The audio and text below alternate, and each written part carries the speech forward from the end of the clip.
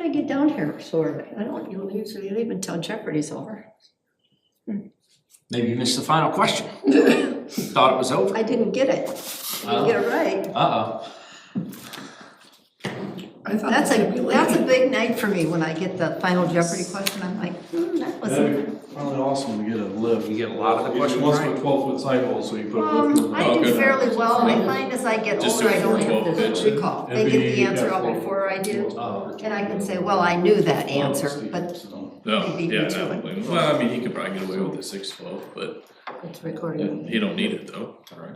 4-12's plenty. He'll want something walkable, so. You have to be, Him and Tony and I will to be probably- successful, you have to know a lot of things about a lot Steve will of probably stuff. do all the. You never know what category is gonna Yeah. pop up. I like hearing them all go click, click, click, click, click, click. Yep. And nothing like rings in. I'm like, it's not working. Oh, is it? Who's that? Yep, yep. Councilman. Motion? Mindy? Second? Click, click, click, click. I don't think the public would like that. Discussion? Click, click, click, click. Hi, Terry. Hey, long time no see. Have you been out of the country? No, I was in Chicago last meeting, and then I leave Saturday for Vegas for a few days for Poor an annual fella sales there, meeting. huh? No fun for that, huh? And then my February, starting the second week of February, it's Thank you. Minneapolis that week, Oh, gee. Sioux Falls the week after that, and then Fargo the week after that. Sioux Falls is a nice city. I love Sioux Falls. My corporate office was there the first time I went. I was going to a 10-day financial workshop, and I said to my husband, wow, Sioux Falls for 10 days. It's a great city, a great company to I work for. stay right downtown at the Holiday Inn, City Center, and you can walk everywhere. Experience. No, I don't need to do anything. And we're gonna stop recording. Need to get one. As many spots Eric, as any you word at all can eat. on the fire start, or does that take a really My long office is on time? a sidewalk. Chances where are it's that an old building, it'll be so an like undisturbed trees. fire just We have many with It was undetermined with fire marshal, yeah. with the extended damage. Fragile. It's hard to pin like that on that style of I fire. just guessed maybe it was a portable heater or something like That would probably be a good guess. I would like everybody to note the time And that, yeah, she's here? and that I'm here, 5:24. and that I'm here. Meet Jackie.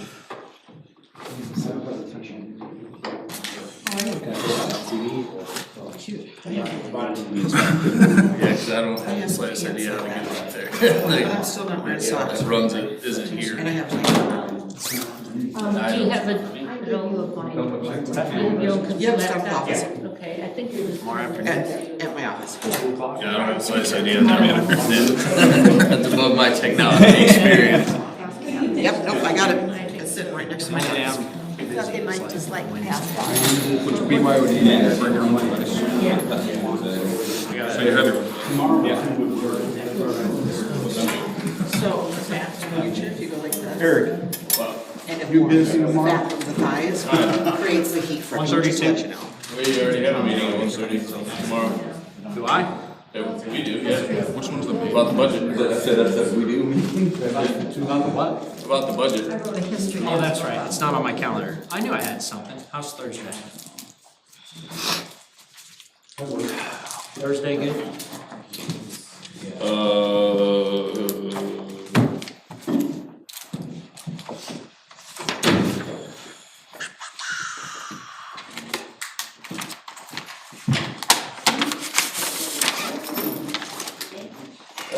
Should be, Should go green Yeah. or blue or.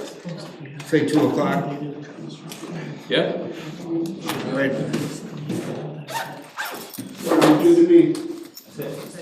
That's easy. Now, so then to get back, they would I'm just pointing out, I wasn't the last today. Basking. I'm going to waste in that for, because it's never gonna happen again. I saw your report. I was like, dang, she beat me. Well, that's just because I was doing I'll be in plans. Vegas And Monday if I and can make Tuesday, it but out I'll be on here Wednesday. Wednesday. It's just up to you. I know we are, but. Today. I know.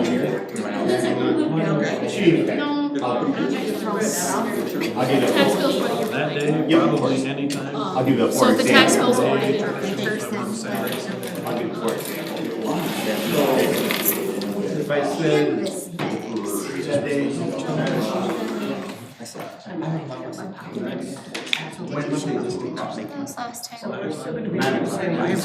Just showing that as a city. Is that the brand? I don't know what the agreement was. How are you? That's your new brand.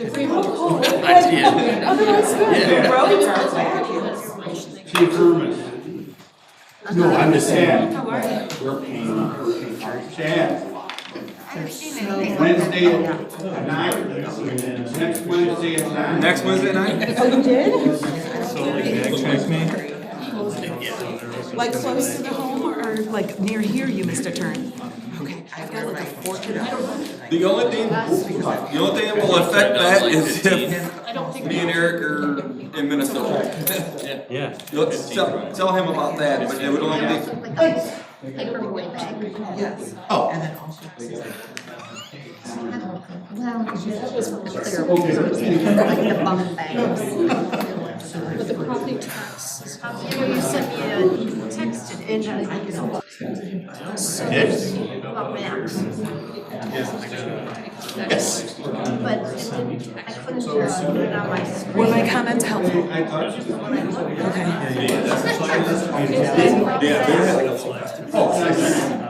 Line carbon copies. Yeah.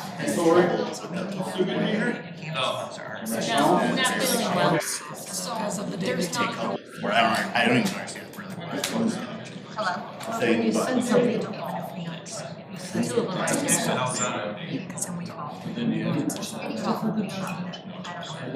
Oh, I thought it was just as long as there's no replies No. amongst parties. I remember Ally giving somebody having one. So, yeah, BCC. Can't take the car. Oh, we get the. And I know they She's pregnant. No, I read every word of it, but I take like 15 minutes to look up like 360.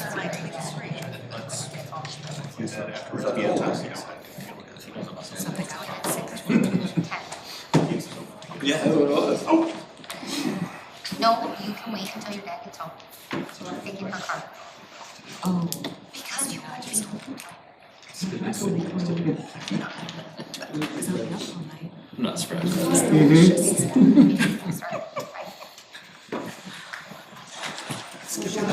Soils like surviving on the coffee. That's why I was named that apple to the call. Because that was my Call to order council meeting in the city of Fulton. Roll call please, Tori. Mayor Malone, Here.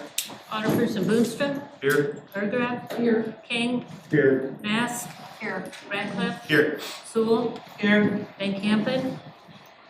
Wilkin. Here. Pledge of allegiance, please.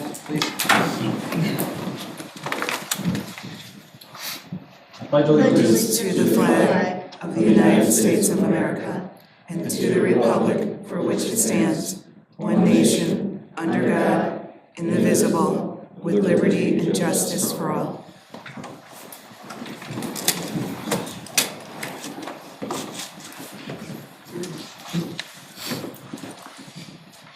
All right, just real quick before we get started, like, I know this is not on the agenda, but we did have a fire in town yesterday at apartment complex. So I just want to acknowledge that today and give a thank you and a hats off to everyone involved. From my notes here, Fulton Fire and EMS, Clinton Fire and EMS, Thompson Fire, Albany Fire, Morrison Fire and EMS, Erie Fire, Cordova Fire, Prophetstown Fire, Comanche Fire, Fulton Police Department, Morrison Police Department, State Fire Marshal's Office, and beyond that, the steamer stop and steam anchor and brunch house provided those folks with some food and beverage in the morning as it was probably 10 degrees out. And the support from the residents of this town has just been overwhelming, like way more than I expected. I've never seen anything like that. And they're held up at the America Inn. started with like the Riverbend School District provided the bus for them to kind of stay warm in until we got them down here to City Hall. Bargain Bonanza took over the donations after the lobby was so full at the hotel that they couldn't take anymore. God's Will Giving Center, Lemon Trees Treasury, Sweetheart Bakery provided food, Sunrise Restaurant, Badass Barbecue, and all the citizens of Fulton just came together to help these families, and I can't thank everyone enough. Like, really, like, proud to be part of this community with all that going on and those surroundings. So, just wanted to say that before we got started. Mayor, if I could, also, our Public Works Department did an outstanding job with barricades and keeping the roads blocked off and helping out a ton with that. I mean, there was definitely getting the water lines laid and their experience in making sure they had tapped the right hydrant, because that's a dead loop down there is what you guys call it. And they were able to get to an 8-inch to help get more water flow down there. Good. Thank you. Thank you. All right, next we have a presentation from USG Water Solutions. Sir, are you ready? Yes, sir. Okay. Thank you. We thought we had a problem with technology, but then we didn't. So, It's a good thing. we might have a problem with technology.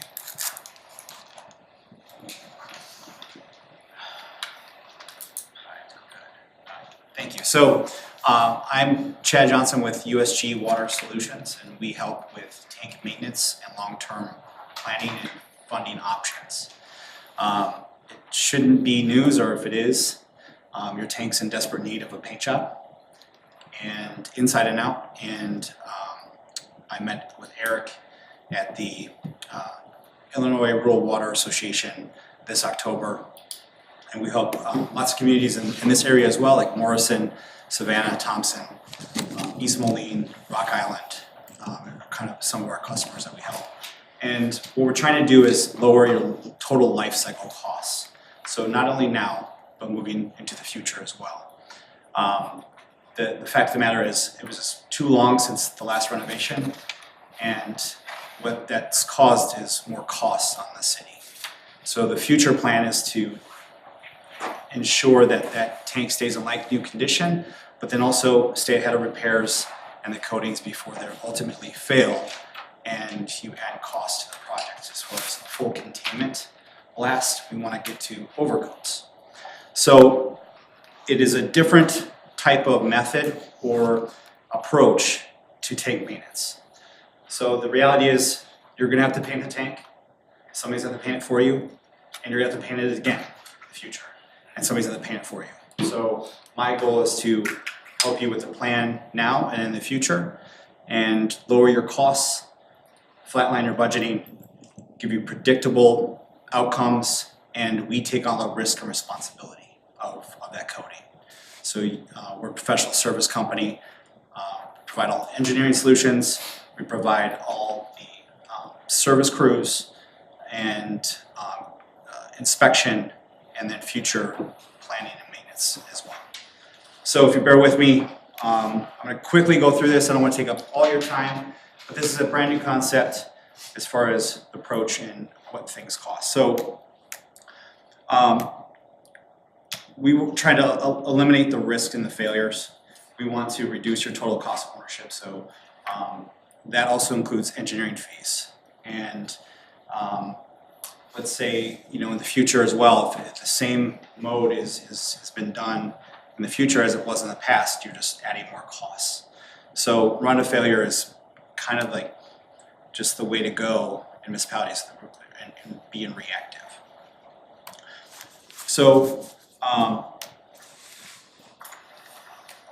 the EPA has developed a program, an asset management program for all assets. So what we do is we bring that to the utility. So we manage that whole process from what are your current state of the assets. So we've already done inspections, we already know costs, we already have a plan developed, and we already have the future plan developed in those costs.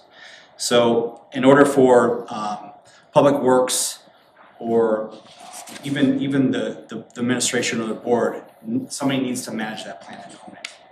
And also you need to fund it and know what things are going to cost in the future. virtually almost impossible. Even if you were to save for tank maintenance, you still need somebody to implement that plan for you. And I know you guys have some funding options, or you've got funding. We also discussed those costs, and that was critically misjudged. So you don't have enough, even from the state or even from funding options. So we bring all that in, we try to minimize the life cycle costs, understand what the plan is in the future, and then give you options to fund it and not be underfunded. So what we're gonna do is we're gonna help you spread costs over time, but then also our maintenance fees and our future plan cover the future coatings. So you're just not throwing your money away or just paying somebody to watch the paint dry. And then we're gonna maintain that with future repairs, inspections, yearly inspections, and washouts. So keep that tank, like I said, in like brand new condition. But we also say what we're gonna, we also do what we say we're going to do, because we're also an ISO 9001 company. So that gives you quality assurances, and we can guarantee our work. So this is what's been done so far with the plan. Like I said, we've done condition assessments. We've worked with Logan and Eric to tailor the plan that's best for them and what works. And then also give them pricing, some pricing options, which I'll show you tonight as well, so you can consider that, and then also the plan of what we're going to do. So being an ISO 9001 company gives us the opportunity and gives you the assurances to also help lower your costs. Everybody knows that if something's done right the first time, then you don't have to pay for it the second time. So it might be, let's say, a little bit higher in costs, but if you know you're not going to pay for it again, then your costs you'll save costs in the future. So what does that mean? So right now, since no one's told you, and they should have maybe 5 years ago, said, hey, we need to get a paint job on this tank. Otherwise, what we're going to do is we're going to add $200,000 to the cost of the tank in this renovation 5 years from now. So if I would have came in 5 years ago and said, I'm going to save you $200,000, you'd probably be perking up your ears a little bit. Well, now I'm going to say, I'm going to save you more than that in the future, because if anybody knows anything about inflation, in 1959 a candy bar cost 25 cents. Now it costs $3. In 1959, a containment cost $10,000. Now it costs $200,000. What do you think that cost is going to do 20 years from now? So without the plan in place to do that, your costs are exponentially going to compound. So if we have an average cost or an average renovation cost, it's called $500,000. You have to pay an engineer, you have to pay somebody to manage that project, and you have to pay somebody to paint it. So you have 3 people minimum, or 3 companies minimum to do that. So if we just compound those costs, and you wait, you do the same method, or the same approach that you approach this tank maintenance this time, we can just add 3.5% cost increase compounded over 20 years.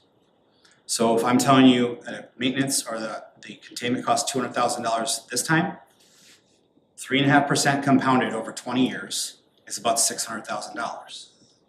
The engineer that you're gonna have to hire to manage that project is between $50,000 to $90,000. Compounded 3.5% per year, because costs will never go down. An engineer today is not going to charge you less than he did 20 years ago.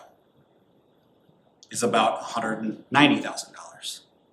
So just being on a maintenance program with us, I'll save the utility between $800 to $1 million over the next 20 years on this renovation, just by staying ahead of those 2 things and not charging you over what you should be charged.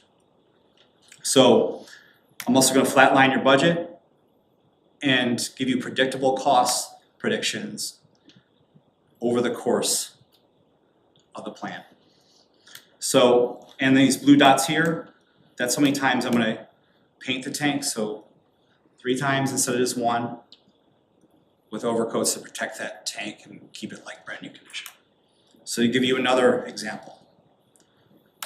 Your bid is here. In 20 years, your bid will be there. So it's much, much easier, as you'll see, to ask for, let's say, $50,000 per year to keep up the tank than it is to come in and say, I need $2 million. I have a question quick. Yes. So you get paint inside and outside both? Yes. Every? Yep. When you run your tank out to the bid market, you have extra added costs. So just to get your tank to the bid market, you're gonna have to spend money. I've already done all that in-house for free for you.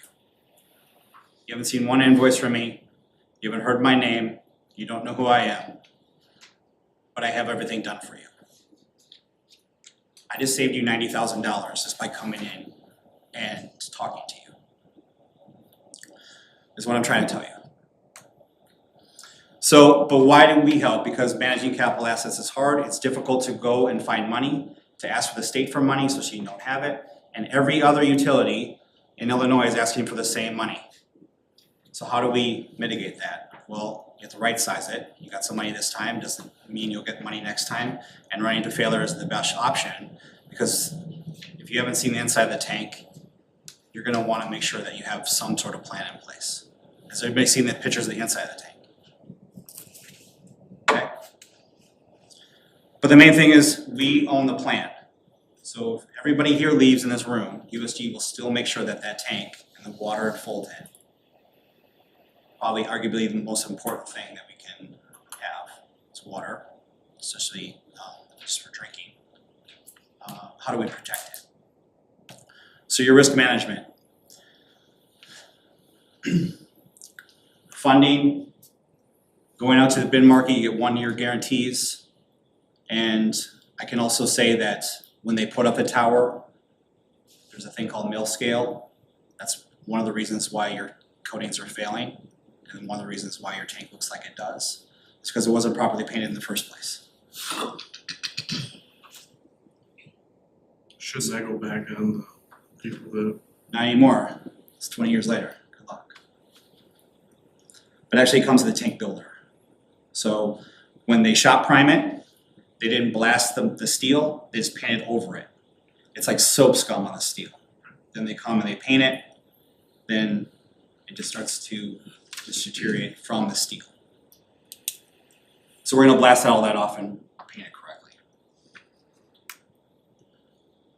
Here's kind of what I'm talking about as far as the bid model approach. So what I'm asking you is not to go out to bid.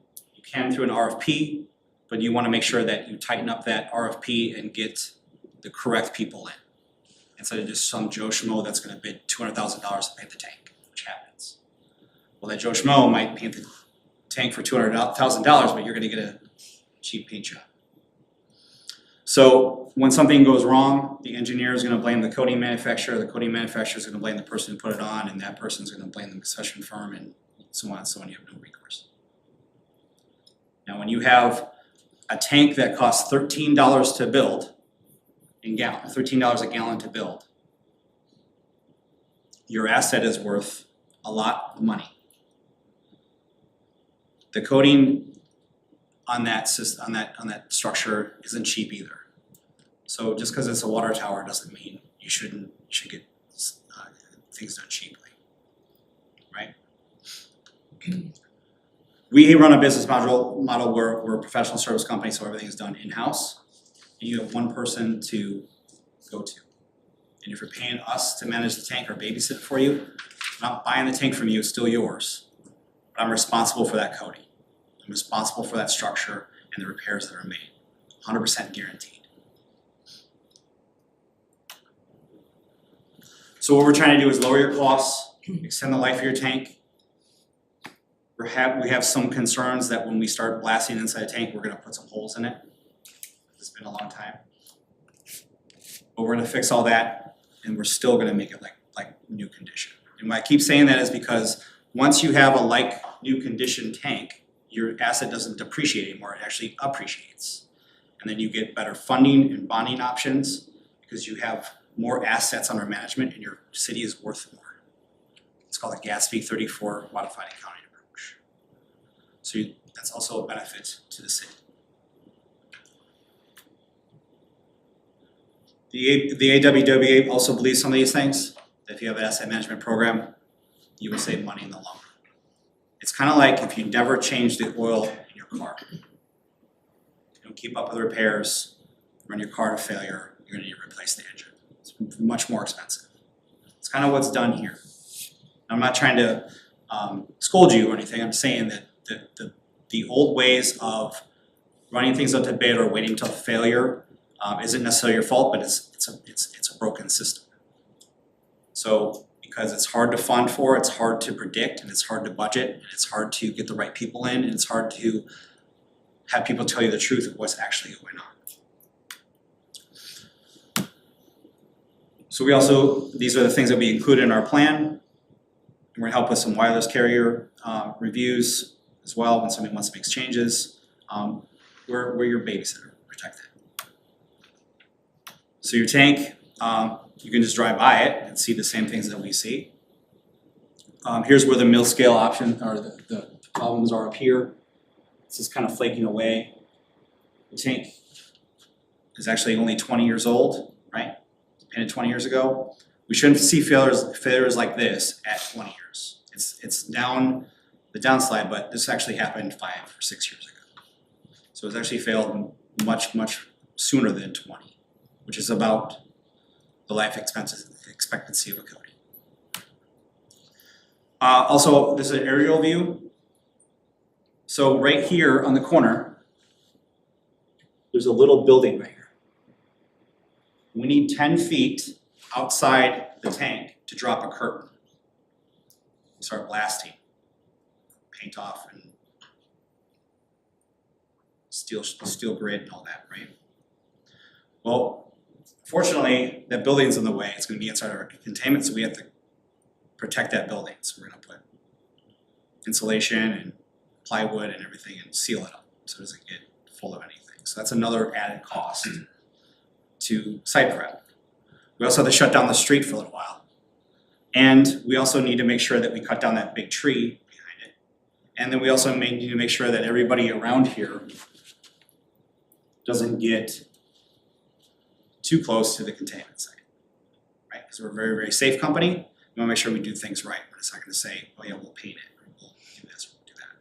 So lots of preparations, also added cost to what you need to do. Here's a little building, if you can see it. So inside, you can start to see the failures. This is inside the top tube. And then also some safety features that need to be done. And we're gonna do some ladder replacement and or repairs. So right here is the inside tank, inside the tank of the bowl.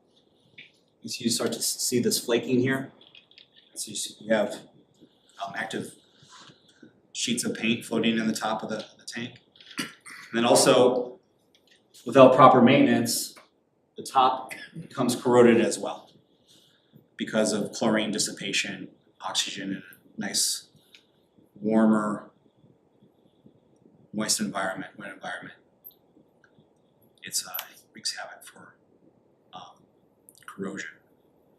So we'll blast all this down and then put a brand new coating in. And then 12 to 14 years later, we'll do it again. So you always have that fresh coat of paint in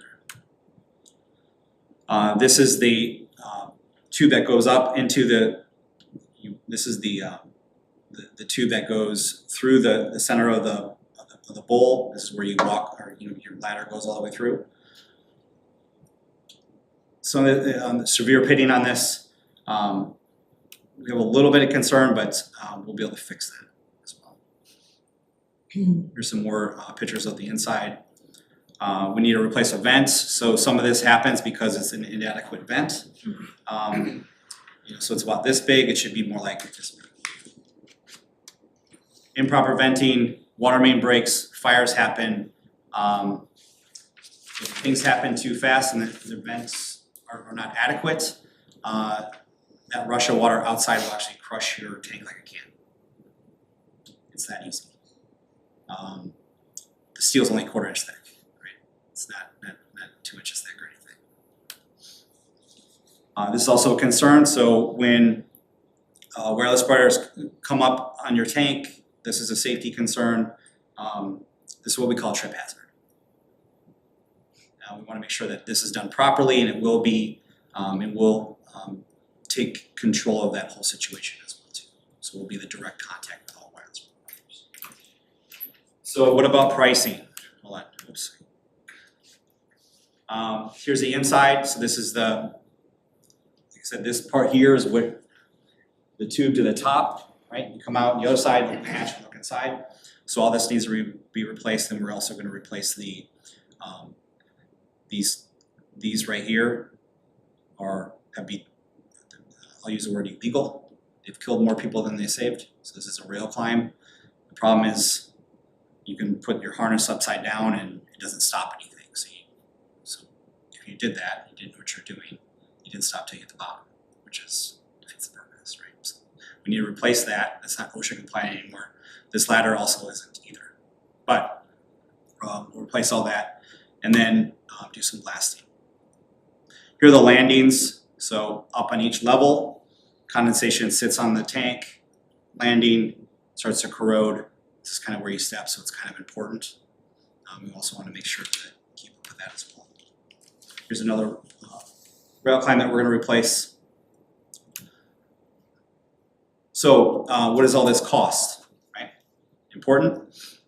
Talking with Eric, you have a certain amount of dollars. It's called $700 in funding.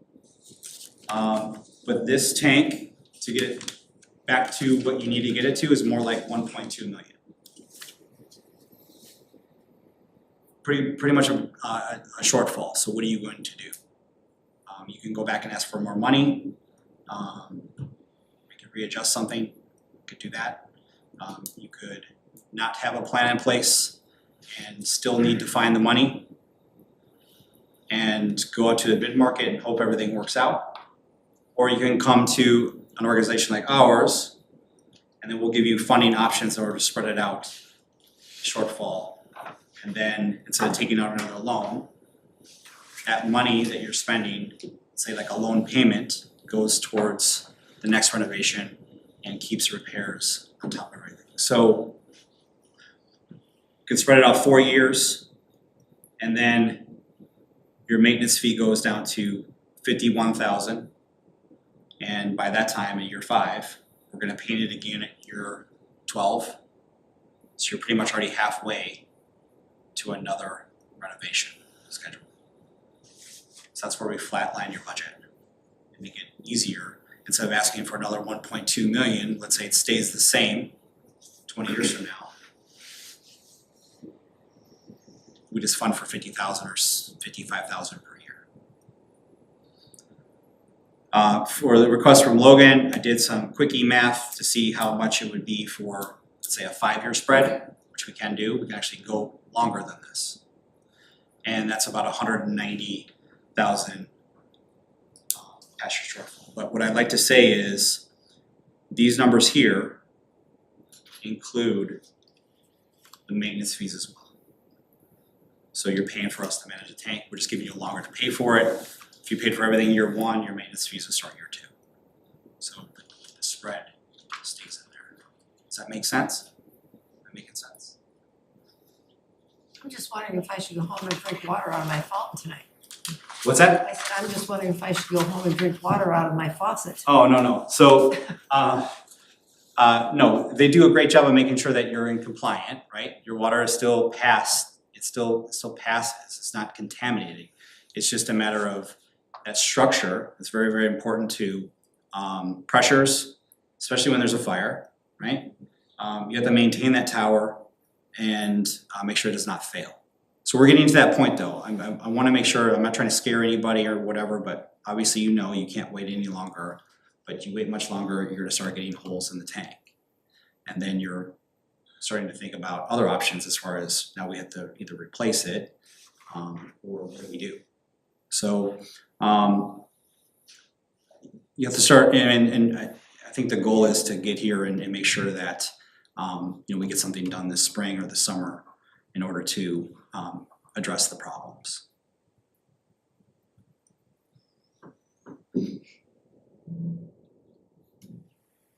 That's it. Any questions, concerns? What's the amount we have in the EPA loan that is budgeted, is it the 700? So total loan amount is 2.9 million, but 700,000 is allocated towards repainting of the Because the tower rest is going toward the downtown and the looping and project. the loop, yep, okay. Just double checking. We're not required to send that out for bid. We can What's that? We can choose to not send it for bid. Yes. This, yes. If the council so chose to forego the bid process, you would have to actually vote on that to forego the bid process. If you wanted to go with USG, and you can forego a bidding process. Because they are a specialized company with water towers. There's not a ton of them around that are specialized. It's kind of a niche market. So not everybody can do it, but everybody likes to think they can, so. Exactly. So I have a little packet for you, okay, so another 1 minute. So I have free to ask questions. Okay, so exactly what we're going to do and how we're going to do it, what's included. And then your sheet explains a little bit more on what I showed you as far as the graph and how we're going to save the utility money in the future rather than just waiting for costs to increase. And I would say that you'd probably much rather have 2019 prices than you would 2026 prices. Eric, do we have like what have we put into the water tank in the last 20 years? Have we done any maintenance? Minus, just in my short term, since 2021, we have cleaned the tower, and that was in 2022. But other than that, that's been it. So then before 2006, was there another, I just moved here in 2006, so what did we do before that? I can't specifically answer that question because I'm not sure what had been done prior to me being here. Or do you know or We remember? just, all I can say is we've talked about the needs of the water tower for a long time, and then we just talked about it. Well, I was just curious, do we So I have don't know- I another don't water know that- tower before this Yes. one? Yes. Oh, okay, Yes. that's Yep, my right now. question, okay, Yes. so then this was a brand new one, and it was just kinda sad, so, Chad, are you sure on the 20 years? Was it 2006 that new one got built? 2021. Or not No. 2021, 2001. 2001, so 25 years old? so it is, okay, it's 25. That was 2006, sorry. Okay. How many gallons does that hold? 750,000. Wowzers. Chad, I have another question on the figures that you Yes, sir. presented. Yes, sir. If I'm understanding you right, basically what you're offering is what we would be bidding out included into a longer term maintenance plan, but with the ability to spread out our costs Correct. of that initial big lump sum that you'll be doing the intercoating, outer coating, all the ancillary stuff involved, correct? Correct, yep. And again, to clarify, the initial, well, whatever, everything happening under your plan under year one is really close to, we'll say, 1.4 million, but it's just, the payments are just spread out? So, yeah, the initial, the cost is about 1.2, and you have about 150 to 160,000 of maintenance costs in there. Okay, so that's, Lumped into those extra. and what is it? Just, you guys have this as a contract piece, is what is that? 3% annual increase in your maintenance plan? Yeah, so it's about 3.5%. Traditionally, in a contract, I would say we could cap out at 5%. If anything were to happen or whatever, we're able to increase it to 5% or another 1.5% on top of the 3.5%. Chad, do you have any other agreements with any communities here in Northwest Illinois? Anybody our size or? Yeah, sure. So, I'm sorry, Morrison, Savannah, Thompson, those are the most local. LaSalle is another one that's, I think, right around 44,000 people. And then we have other bigger cities, and then we have a little tiny city called Benson. and they're 250 people, so it just depends on what. 250? 250 people, yeah. Well, They need water. That's a village. It's a village, yeah. Yeah, and then we have other cities like Lombard and Glencoe and Gurnee and, you know, bigger cities as well too. So it just depends on, and really the main thing is, you're really not equipped with expertise and the ability just to, you know, just go paint the tank. Well, I'm attracted to the fact that you steer us along, because we've talked about, gee, we need to do something about the water tower, and then, gee, we didn't, you know, then something else came along, let's do a road, or let's do this, and so I like the fact that, you know, we share that with somebody else, that, okay, now it's time to do this. It's like Yeah. maintaining your furnace or your car or anything else, somebody prompts you and you do it. Yeah, well, and I exactly. like the fact too that it's forcing us to prepare and save for the future, rather That's than right. the big, whoa, we need to do this, and that's why nothing's Yeah. been done for 5 years, because we didn't have the money Spend it available as to we do go. it. Yeah, so and then what we'll do is we'll call Eric or Logan and say, hey, it's time for a washout. Your annual inspection's coming up, or, you know, here's your slotted time for another painting, another paint job, and in that contract language, you'll see that there's flexibility. So we're just not gonna say it's hard and fast, you know, this is the year, if you can't get it done, it's too bad. We wanna make sure that we work with everybody and create a partnership with that. So, yeah, but it will be scheduled. Anything we need to do with the neighbors and all around, it sits in Zach and my ward, so anything that we should be informing people about this, when you begin to do some work there? Just the fact that, yeah, we're gonna have to do a street closure for a couple weeks. And then, you know, somebody's gonna have to cut down a tree, unfortunately. It's a beautiful tree, but it's gotta go. But we'll let the whole town know we're working, Yeah. right? Yeah, there will be notices put out prior So to actually you starting. don't really maybe have to do something specifically. No, and then, the way that we'll work with, Public Works is to make sure that when the tank is shut down, that you still have, obviously still have water, still have pressure and all that. So it might dip a little bit, but still have drinkable fresh water. And a couple more things here is the bidding process in Illinois, so how do we get around it legally? And that's just a vote, since we are a professional service company. You don't need to go to bid. If you did, it would have to be through an RFP to get this type of program. Because there's a couple of different companies that do this, and if you wanted to get some competitive inside knowledge or whatever, that's where you need to go to the bid process. But I will say that we're the only company that has an ISO 9001 certification. We're the only company that has our own union crews and our own service crews, and we're the only company that has been in business since 1963 doing this. So, imitation is the best form of flattery. Chad, one more question. If we, the city, decide to move forward with going with the path that we had been on to bid out this painting inside and out, would your company not be bidding on that process regardless? No, we just wouldn't be able to provide the maintenance program piece. And I'll be honest with you, we're not the cheapest one in town. We're just not. Because we do have certifications and we do have things that we spend money on in order to give you a quality product. So you can't just get the cheapest and the best, right? So we could try, not a guarantee that we'd actually win it. But then we also really can't provide you the long-term maintenance piece on a low bid. Understood. Would you come back in 2 years and look at it and Yeah, if you wanted to add it on or something, yeah. maintenance plan from there on? I mean, we could try that. Kind of like a used car loan or Yeah. warranty? Yeah, exactly. After their warranty's up, then we could extend it. We've done that before too. It's called a base tank fee. And then here's some of your information on your SRF funding. So you do have funding available. You just can't use maintenance fees, that money towards maintenance fees. So it's good that you have a lump sum, you pay us year one, and then year two, that's when the maintenance fees start. Plus you have a shortfall anyways.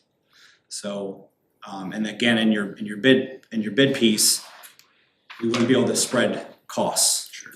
Right? So and we can spread it more than 5 years. Just give you a couple examples of what that looks like. Would being part of this program prevent us from getting loan money in the future because of the, You just wouldn't need to, oh, okay. you know, cause you would allocate those funds towards tank maintenance. And then that frees up, it should free up capital for other projects because now you're just paying a little bit of money instead of trying to save. Even if cost stays the same, right? You get this all done and you don't go with me, that's fine. But now you still have to save, let's call it 1.2 million for over the next 20 years. So you still gotta save money for the tank maintenance program somehow. And then bring people in to do inspections and washouts and find the lowest bid there too, and then do all that work as well. So there's intangibles there, like, you know, costs that are unforeseen, that, you know, opportunity costs, I should say. What's the normal schedule in your company's history for painting in and out, inside and outside of the tank, of any tank? I'm saying, is it 15-year schedule, 20-year schedule? It's sooner than that. It's, I think the farthest they wanna go out is 14 on an overcoat. And then inside, just depends on when since we're doing everything in year one, it'll probably look like more like 12 and 14. So we're not, you know, doing everything all at once, we're staggering it, you know, or you know, 11 and 15, or you know, however that works out with you guys as well too. And if we went with your guys' maintenance plan, that would be an add-on at that then cost? No, there's no more add-ons. So your maintenance fees cover that again, so you'll never see another huge spike again.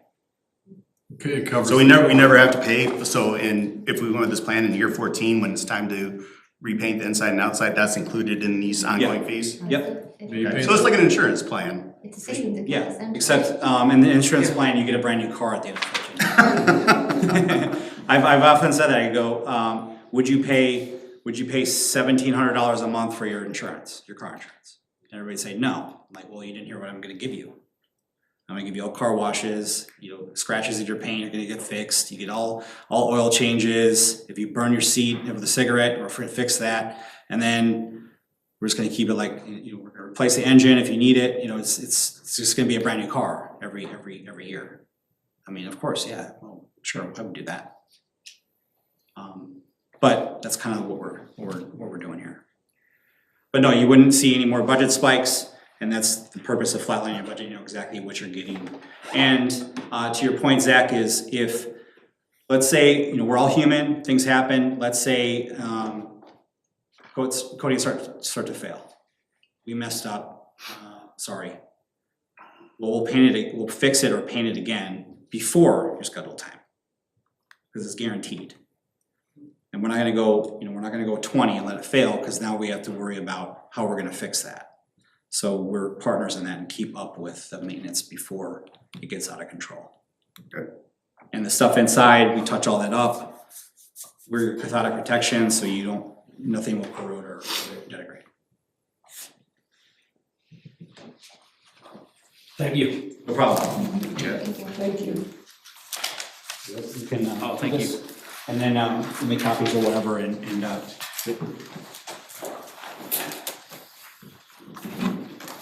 Where's home for you, Chad? Aurora, Illinois. Okay. All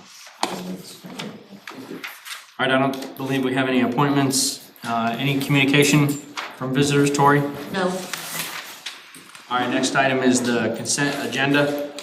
All items in the consent agenda will be enacted by single motion and roll call vote. Any item may be removed upon request of the mayor or any alderman and considered individually after all other items of business on the consent agenda. We have the approve the regular meeting minutes from January 12, 2026, pages 4 to 8, and approve the bill list, pages 9 and 10. Motion, please. Second. Second. Any discussion?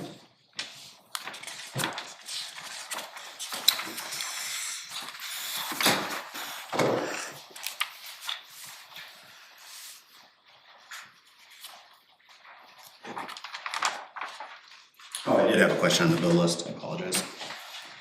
Eric, on page 9, it looks like there's a sales tax reimbursement for the dispensary Yes. I don't know if there was paid out and taken back and put under a different account number. I assume that relates to the TIF and we pay them a certain percentage of the sales tax. So that is for the dispensary out by the fire station. That was the agreement that we had with them for the TIF money, is we would reimburse a percentage of their sales tax. That should be expiring here. So, At the end of the TIF, so December of 2028. how was it got that? And 10 years. do we have any, do we send any property tax to them, or is it just sales tax? I mean, their property tax gets reimbursed per their TIF agreement, yes.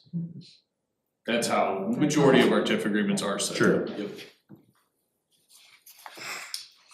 Okay. Just need to understand that. Thank you.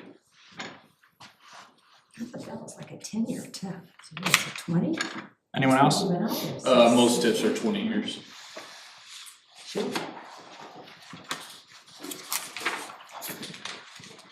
Roll call, please, Tori. Alderperson Boonstra, Yes. Burton, Yes. King, Yes. Mask, Yes. Ratcliffe, Yes. Sewell, Yes. Van Campen, Wilkin, Yes. All right, next we have a motion to approve and vote on Comcast of Illinois, Indiana, Ohio LLC for a right-of-way usage permit by and between them and the city of Fulton. They're requesting to proceed with underground directional boring of the fiber strictly in the third ward, page 11 through 16. They were here last week for their presentation. Motion, please. So moved. Second. Discussion. Where in the contract does it state that they're only able to use the right of way in the outlined areas?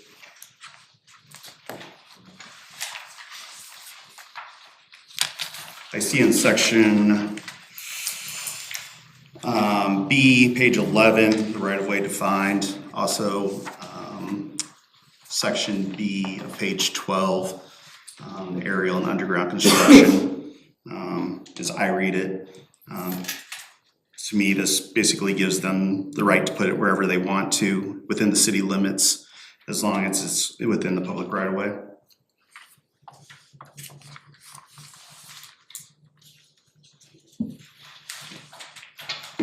And B. Yeah. Oh, like there's no address or avenue mentioned, is that what you're saying? Yeah, there's no specification that we're granting them rights within that outlined area. To me, the way I read the contract is it opens up the whole city to wherever they want. And personally, I don't really see a benefit to this. I'm struggling to get on board. I mean, we have fiber optic services here. The service isn't gonna be offered at this time. We're basically just gonna be disrupting the town for no benefit. And not to dispute their product or what might come of that in the future, but I just don't see it to be a necessity right now. So I have a quick comment to make. So really the only way we can deny them doing this would be through the permit. And as long as that permit meets all of our specifications and they do all the traffic control and everything that they need to do, there's really not a lot that we can say to stop them from putting the line in. Then what's the purpose of the permit? Well, that is the permit. So as long as they're following what our permit says, they're following everything the way we want it, you know, and it outlines what the project's gonna be, then there's not a whole lot we can say, because they are operating within the right of way. So then back to Zach's point, does the permit define where they're gonna be going? Correct. They would have to file, they would have to get permits for, you know, if they're gonna expand on this said line, they would have to pull permits with us, as any utility company does. They would have to, you know, apply for the permits, and then we would have to approve them, assuming they meet all of our specifications. I mean, we have no reason to deny them, and that is per the state. Do we know Why we're voting on this now? Why are we voting on this? Okay, so it enters us into an agreement with them stating we are on board with them having this line come through our community. We're not, or I'm not. So even if It we're, has to be enacted by ordinance, and we don't have an ordinance. This is just a permit. Yeah, this is essentially allows We need an them ordinance to to be voted on as well. have the permit to do the construction through town. But don't we usually pass an ordinance before we take that action? We don't. We never passed anything when Surf Internet came into town. There was ever formal agreement with them, and that was before we had But a. people in Fulton do use that service. Agreed, yes, but I mean, there was never any ordinance, that was before we even had a permit at that point in time. I move that we table this for a future city council vote, so we can get more feedback from different parties. Do we know how many utilities are in that right of way that they're wanting to run through? The only thing I can think of is actually us, and that'd just be the sewer lines and the water line. That's the only thing, otherwise everything else is in the alleyways. This is a 1 mile stretch? Yeah, I mean, I don't think it's that big of a deal personally. I'm okay with them running It's the our line. sewer That's line where I and our stand water on line it. is there, both of which require repairs every once in a while. So if we hit their line while we're fixing our sewer or our water line, that repair falls on us, correct? Well, that depends. So Julie law states if it is located and you are within 18 inches of said line, you have to hand dig around that to avoid damage. So legally, if it's marked, well, I'm gonna say right here, and we're digging at 20 inches away from said mark, and we snag it, well, that comes back on the locating company. That doesn't come back on the city because it was mislocated. So there's a lot of variables to that, but yes, the only good part is they will be above where all our water and sewer lines would be. I'm guessing they do an install around 2 foot, maybe 3 foot at the max. Yeah, so, and we're 5 to 6 easily, so. I think the biggest thing that, at least for me or whatever, is to see if there is any benefit. I guess it doesn't bother me if the people over there doesn't bother them, then that's, whatever, but I mean, what is our town getting from this? Am I allowed? You can speak it. Kay Page, Director of Government Affairs with Comcast. Permit fees are one of the things that we would be paying into the city. It's approximately 1.15 miles. It's approximately 2 weeks of work with 1 week of restoration. It does give the opportunity for our system as we go through future upgrades in Northwest Indiana, whether it be through state funding, through the BEAD program, or other programs with DCEO to expand our services within your community. And if I may slightly go off on something else that was mentioned earlier, one of the reasons we do an agreement is protection for you all and then protection for us. So there's an insurance clause.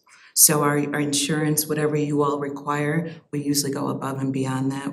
From looking at other agreements this morning of, offering higher insurance cost indemnification. So if anything does happen, we indemnify the city as well as all of the agents and employees of the city as well. How much is the permit fee? 50 per project, $50? per project, yep. I didn't know. Just So- one project, right? But if they were to come back and say, hey, we want to expand, we're gonna run down this street, and then we're gonna go down this street, and, say that we're to build out Fulton, we'd get permit fees off of each additional project they would propose. For no service. No, that would be with service. If they came back. And if I may add, we wanna work with you all, so our construction team would do pre-meetings with your public works director, with your village manager, saying, hey, this is the certain number of feet we're going on Tuesday, here's where we'll be, here is our safety measures that we will employ while we're working. And we can do that almost, I think they call them day sheets, walk sheets. So that's something that we would be able to do on, it's only a 2-week project, so something that we could probably do with it every 72 hours as to update you as to where we are in the community and how we can be of service. This is just in third ward, right, Keith? So what do you think about? What kind of, is there a disruption to your residents or? Haven't heard anything about going, or nobody's complained, let's just put it that way. But do they know? Well, this is public if they choose to No, look but at I it. mean, Yeah. I mean, did I go out and tell them? No. Frontier dug up my yard and I didn't know. Right? Oh, yeah, someone was out there Surf, too, yeah. Frontier, they But all it's the just right- showed up. It's the right of way. It's the right of way.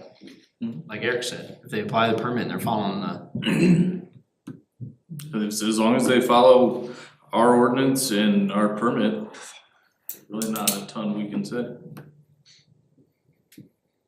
So they're just being, don't take this the wrong way, cause we're not like talking like, so you guys are just going above and beyond and being polite to come explain what you wanna do. So that we have a little bit more knowledge than what, you know, just, oh, hey, someone pulled a permit. Well, we asked them. What is the vote affirming? Disagreement between us and Comcast. And we also understand if it's, pending legal review. So if there's, as you all look at the document and there's things along those lines, we always look at these relationships as partnerships. And so we never want it to be, dare I say, transactional. So we want you to call us. We want you to tell us what's going on in the community and give us an opportunity, not always guaranteeing we're gonna be able to say yes, but give us an opportunity to try to say yes and to show up. did you have any opinion on any of this, Rebecca?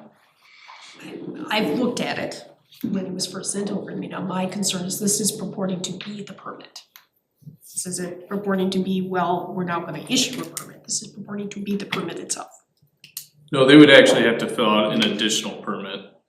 This is more or less, they are coming, making sure we're okay with them coming through our town. Because at the last meeting, if you remember, and I know Terry, you weren't here, but they had said, if for some reason that the city would say, hey, we don't want it, they would have to redo all their plans to figure out another route of their fiber lines to get over to Iowa. but they may not. Again, I move to table this for a future vote after such time as Rebecca has a chance to review it, the contract. I would like the contract to state where. Well, There's any yes, types this of isn't amendments a, that this they can is an work with agreement you. that we're saying, yes, we wanna work with you, and then those details get put into the actual permit, correct? Correct. I think we're But then being, do we vote on the permit? I got a No, question. that would be- But if they were to that apply would for be a Eric. permit tomorrow, you're not gonna tell them no and they can do it anyways. And this agreement gives you all more protection. Right, I know, but you could technically pull a permit tomorrow and do it tomorrow. There is already a and procedure wouldn't be in the no- code of ordinance under section 92 to apply for a permit to use the substrate for sidewalk space, which is what they would be doing. So it's stated in our permit. So there is a permit process already in the code of ordinances. Okay. If I'm not wrong, they could just apply for that without any of this. Right, that's what I was Right. saying, they could apply for a permit without this period, Right. and they could do it anyways. But they wanna have a good working relationship Right. with us. Okay, Right. that's not how It it came was as a courtesy. proposed to us, so that makes a lot more sense, what we're voting on. Honestly, cause even if we may disagree, if they wanna come in, you can still gonna come in. But by working with us and explaining it, that's above and beyond, you didn't need to do that, so that shows integrity. And their insurance policy and their indemnification is well above what we require for contractors, so. Well, I think we move forward with the motion and move forward. We don't have to The vote, motion is just, to table. Well, what if you I've made a don't want- motion, nobody seconded it, Yeah, it so wasn't, that's Well, I not, would have to change my motion to be tabled. you get a I second my made the motion? original motion, and I second it. Okay. The original, and I would like to move and I'm forward not with the gonna original. change it. You what? Shay, will you call for a vote? Yeah, I'll call for a vote. Everyone ready? This- Yes or no? To agree to To agree to what- allow them to, No. No, I that's made a not what we're motion voting to on. table this oh, for future vote. do we need a second? Shane has seconded, right? You can't. I made the motion for this. right Keith made here. the motion to approve. Okay. Approve this. So he would I'm not, I would have to change the motion to table it, and I'm not gonna change it. Okay. And you second it, so now we're voting to Yeah, continue. we would both have to change our motion to table it. Okay. I'm Understood. just gonna leave it like it is. I think there was just confusion on what we were actually voting on, because my concern was we already have multiple of these services going through our town that we can access. I thought we were voting whether we were gonna add another one that we weren't even gonna be able to use in our community. So if we're simply approving the permit and it's a safer way to go about it, the business they're gonna do regardless, then that's a different vote. Yeah. So that's where my confusion was.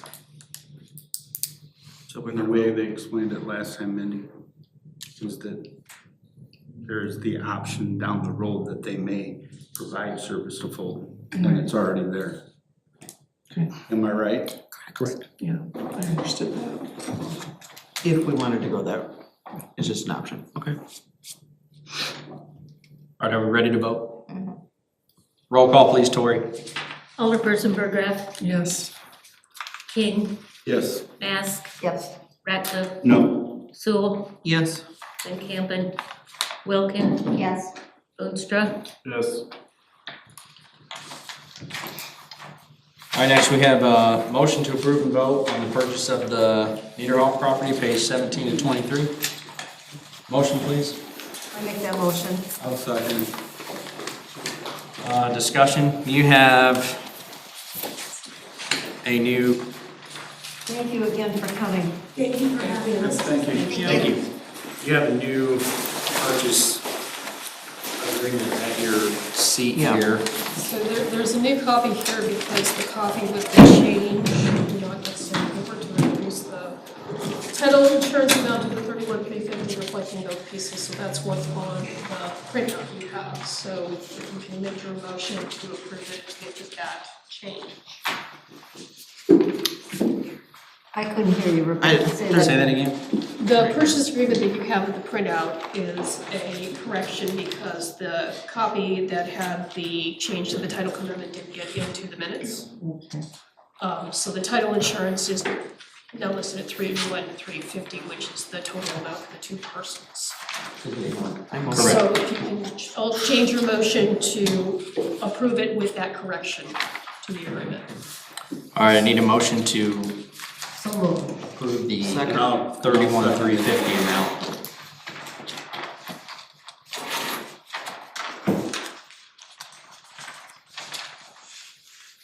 Again, this is the one that I mean, I don't know if anyone has any discussion on this. One of the parcels was missing in One of the parcels was missing. Yep. Yeah, that's really the only change is, Yep, that was the it. parcel is missing, so it just had to be added, The person but who was receiving the money Yeah. noticed that there was a parcel. Right. This is to do finish the loop down between 22nd and 31st, yeah.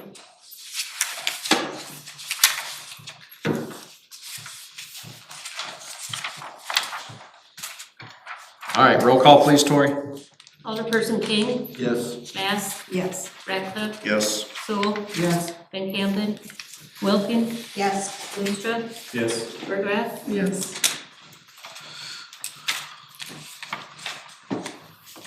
All right, next we have a motion to approve and vote on New Gen Strategies and Solution Rate Study, page 24 to 42. Motion, please. So moved. Second. That was the one. Discussion.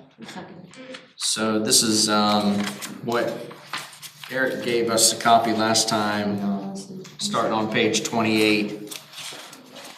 So I reached out to some of the references they provided. I printed those emails for everyone to review, but everything that I've heard from this company has been good things. If you've read through the emails I gave you all. Thank you for doing that. Yep. No problem.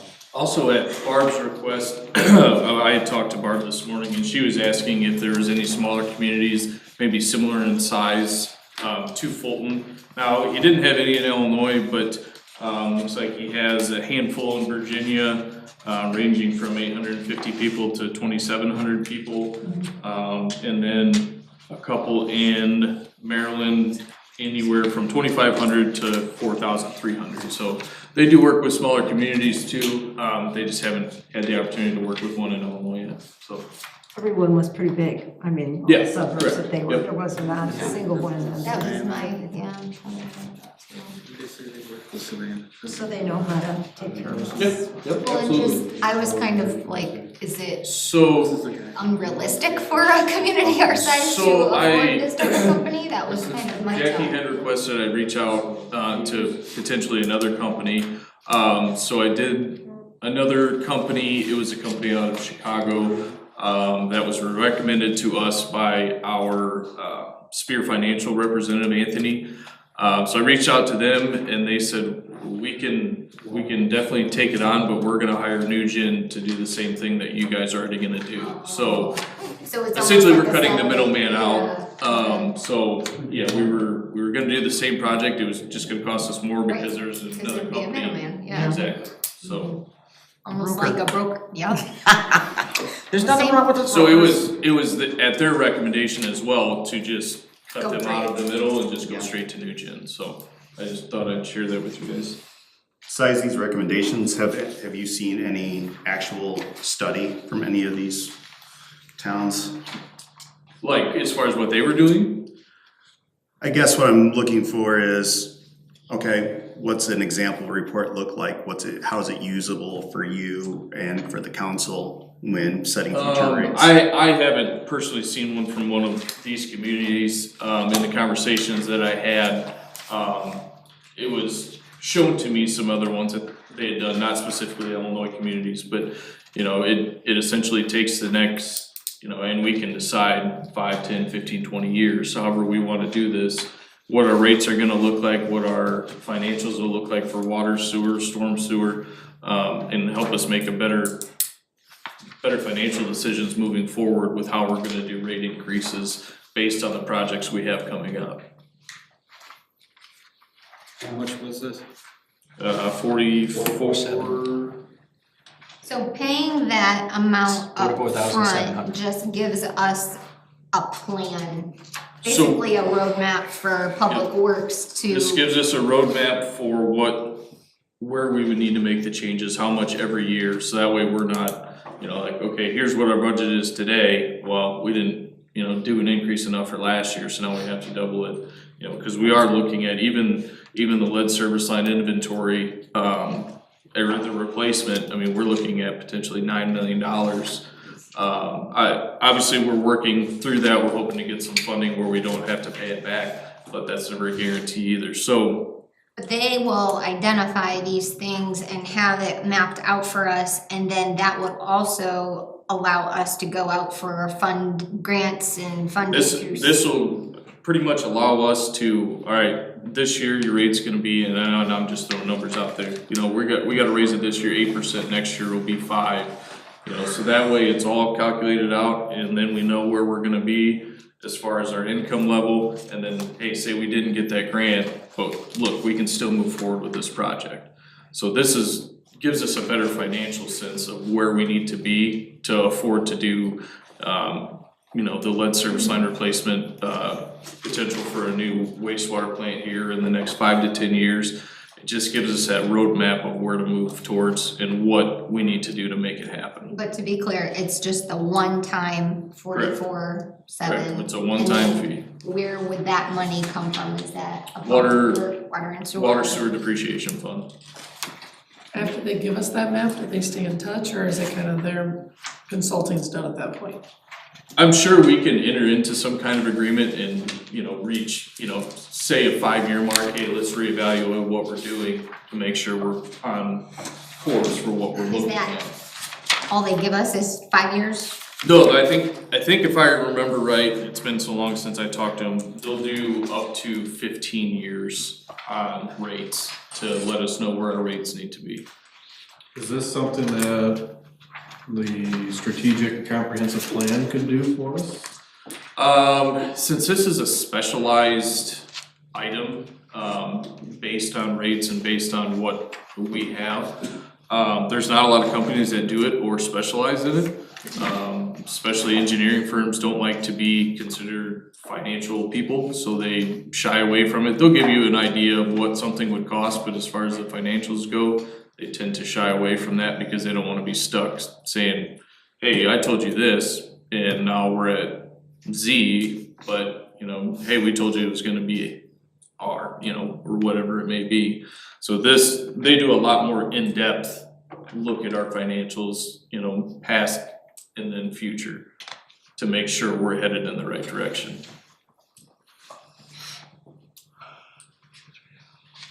You mentioned like meeting with them beyond, like, this is finished June 30, 2026. There's a note on page 41, should the city request on-site meeting with Nugen's project manager, the fee is $4,000 per in-person meeting, including time and out-of-pocket expenses. Oh yeah, that's that one guy that came. Huh? He came and talked, didn't he? No. He would, obviously they would, Confused with all the people that keep on coming. so they would obviously prefer to do Zoom meetings because otherwise, yes, it is $4,000 per in-person meeting. So a Zoom is not an in-person, that's because these guys are from the west or east coast, right? So we They're have from to be Maryland. paying for Yep. the So we're airline. paying for them to come out, their time to be here, Hotels. hotels, all of it. So they would prefer to do it Zoom, but if we do request an in-person meeting, obviously they can't accommodate, but we are gonna pay for it. Do you guys, you and Logan, foresee any reason that you would want or need them to come here? No, and based on the conversation that I had with Eric, the project manager of this, he's like, unless you really want me to come out, I don't foresee a need for us to come and actually meet in person if you don't need us to. And I don't foresee a reason why we couldn't do everything through Zoom or Teams. Could we get a sample report to look at from them? I'm sure we can, yeah. Don't we have to bid this out You since it's over understand. 20,000, or does this fall outside of I that? just, you know, if you're gonna get paid $44,700 for a spreadsheet to show you 15 years out, I think an accountant could do that. Who could? Well, but it's based I on told Eric AI could do it. water rates, right? I mean, I'm not pretending to We have to understand. raise any our of water and this, right? wastewater rates over 15 years to be able to pay for the Right. new wastewater treatment. So plant. what are they looking at to come to these conclusions? They are They're- pulling, So they're looking at all of our, they're not just looking at what we're looking at next year, they're looking at, okay, year 5 with lead service line replacement, this, you know, you're gonna spend $5 million. But in year 10, now you've got a $20 million wastewater plant that you have to do. But you didn't make enough of an increase in year 4 and 5, now you have to do a giant increase in year 10 to help offset that payment for the wastewater plant. see, I think where their expertise comes in is they know exactly what these things cost. And they But are they can't able to project cost predict it. 15 years from now. But they actually have an idea. Or You go to an population. accountant over in Clinton and I guarantee they aren't gonna be able to tell you what a lead line replacement or a wastewater is gonna It's- cost. You know, we I just mean- talked to the water tower guy and he's showing our costs, 20 years from now to repaint a water tower, But- it'd be exponential. Right, I understand, and that's why I'm saying like they're specialized in these specific things, just like he's specialized in the water tower. So I think it's foolish of us to think that we here know, I personally know, I have no idea what those things would cost. So we need those people that have that specific knowledge in those areas to tell us what they will be, right? Well, I mean- all good business has a financial plan in I place. mean, we're looking at spending, potentially $20 to $30 million in the next 5 to 10 years. And I don't wanna hit our taxpayers with a giant rate increase at one time. And then, everybody calls for mutiny because their water rates went up $20 and nobody knew about it. If we can do smaller increases over time, that's a benefit to everybody. Well, we don't wanna be in the same situation as we are with our water tower right now. We sat on it for 20 years, did nothing, and then all of a sudden, $1.2 million in repairs it needs. So I think the planning is a great foresight. That's something that hasn't been done the last 20 years in a lot of our assets in town, and that's something we need to start doing, so. Is their end document a living document? Or they're like, here are the rates and this is set for the next? Obviously, I'm sure we can adjust rates as we need or as we see fit, but, you know, like say we do get, a lead service line replacement loan and it's 100% forgivable, where there's $2 million where you don't have to pay something, so I'm sure there's an ability to adjust some of these numbers as real world numbers are coming in. What's the possibility of us not getting these grants because we got 5 million sitting in an account that's meant just for these replacements? We've seen that in previous grant applications. I personally can't answer that, cause I just don't know. I mean, the one thing we do have in our favor is we are listed as a disadvantaged community, and that puts you towards the top of a lot of funding lists, especially now with the EPA. So that is to our favor, but that doesn't also guarantee you any funding. Sure. And I sure would like funding to, rest with us, even if that's a loan that we have to take on ourselves and pay over the course of 30 years or 20 years, or wherever that may be, and we have a source for that, for those payments, right, through the increased fees. I guess my concern is with this study, if they just give us, hey, you need to increase your rates by 20% for the next 10 years, that 20% compounded is gonna be a lot, and if we say, well, we don't wanna do that, then what's the purpose of the study? Right? Like it has to be actionable. We have to make an action after we get it. But not to argue with Zach about it, like the lead service line replacements is something we have to do, so we are going to have to spend $9 million, we don't have a choice. Whether or not we get the funding is something we don't control, obviously, but one way or another, we will have to replace these lead service lines that are in town by, I think it's 2032 if I remember right. And by next year, we have to start replacing a certain percentage of those lead service lines every single year until all of them are taken care of. I think where it's coming in is we're seeing a lot of these bills for $40,000 or $50,000 to get these proactive strategies in place, and I think that we need to do that.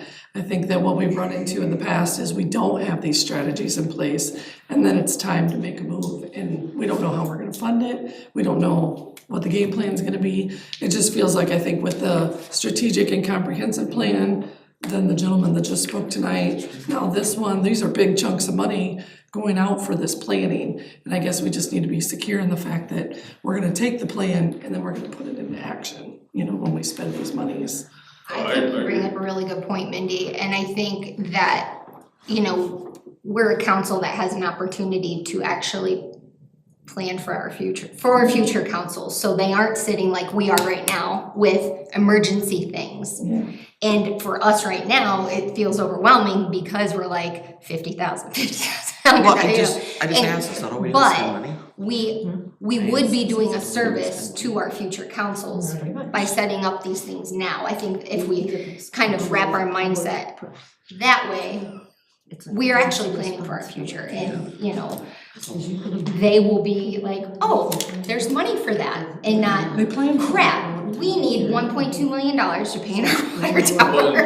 And I would say a perfect example of not thinking ahead would be our downtown project. We were relying on the fact that we were gonna get a couple $1 million to help this project move forward. Well, lo and behold, we didn't get that funding and we ended up doing it ourselves. So I think it's one of those, and that was never planned for us to fund the entire downtown project ourselves. We were relying on, $1 million grants to help this project move forward, and we thought we had one secured, and it got pulled out from underneath us because a bigger community had a better project. So for us, not looking, we've been talking about the downtown project since 2013, and it just finally happened this past year. But there was never any like, oh hey, how are we gonna fund this? Let's just, we're just gonna rely on grants. We just hoped and prayed that we'd get grant money, and it never happened. Prime example there is we didn't plan to save for that. Right. Right. So I think something like this could help us so that down the road, we're not scrambling like we are right now with the downtown project.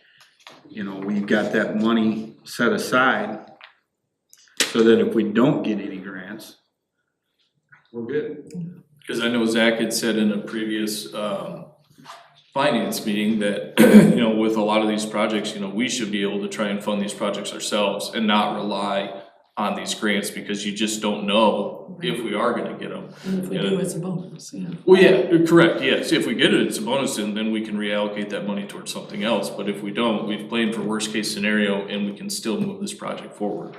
And basically, this is a tool to get it to that point where we can fund it by ourselves if we don't get that money. And these items we're talking about are niche specialty items that we can't, I mean, I'm all for if we can find a better way to plan for this ourselves versus paying a $50,000 bill to get it done. But with these niche services and expenses, I don't know that we know enough to be able to do that ourselves. Yeah, I would agree. I agree with that. I agree too. I really, I'm a planner. But just like the strategic plan and the comprehensive plan, if you're not gonna take that plan and actually utilize it, Yes. it does us no good. So that's where I'm trying to, with these plans, we are making them a living, breathing document, and we're gonna utilize these plans moving forward. Because it does cost a lot of money, but if we're not gonna use them and it's just gonna sit on the shelf, it does us no good. And why keep hemorrhaging that, you know, 50, 40, 60,000? It just doesn't make sense.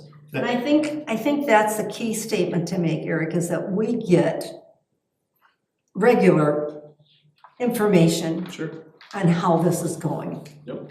You know, not waiting until after a year or two and then we'll say, oh, well, you know, we're not. I think that information you can provide for us is just invaluable because it helps us to evaluate decisions. Did we make a quality decision or not? If it was a good one, we should know, and if it wasn't, we should know that, so, I agree. yeah. I just want to reemphasize the point, thank you, Barb, that if we get this plan and it says, you know, you need 20% rate increases across the board for the next 10 years, plus you need to throw out immediately a 10% monthly debt service fee. I think that we need to be prepared to be able to vote on that painful proposition.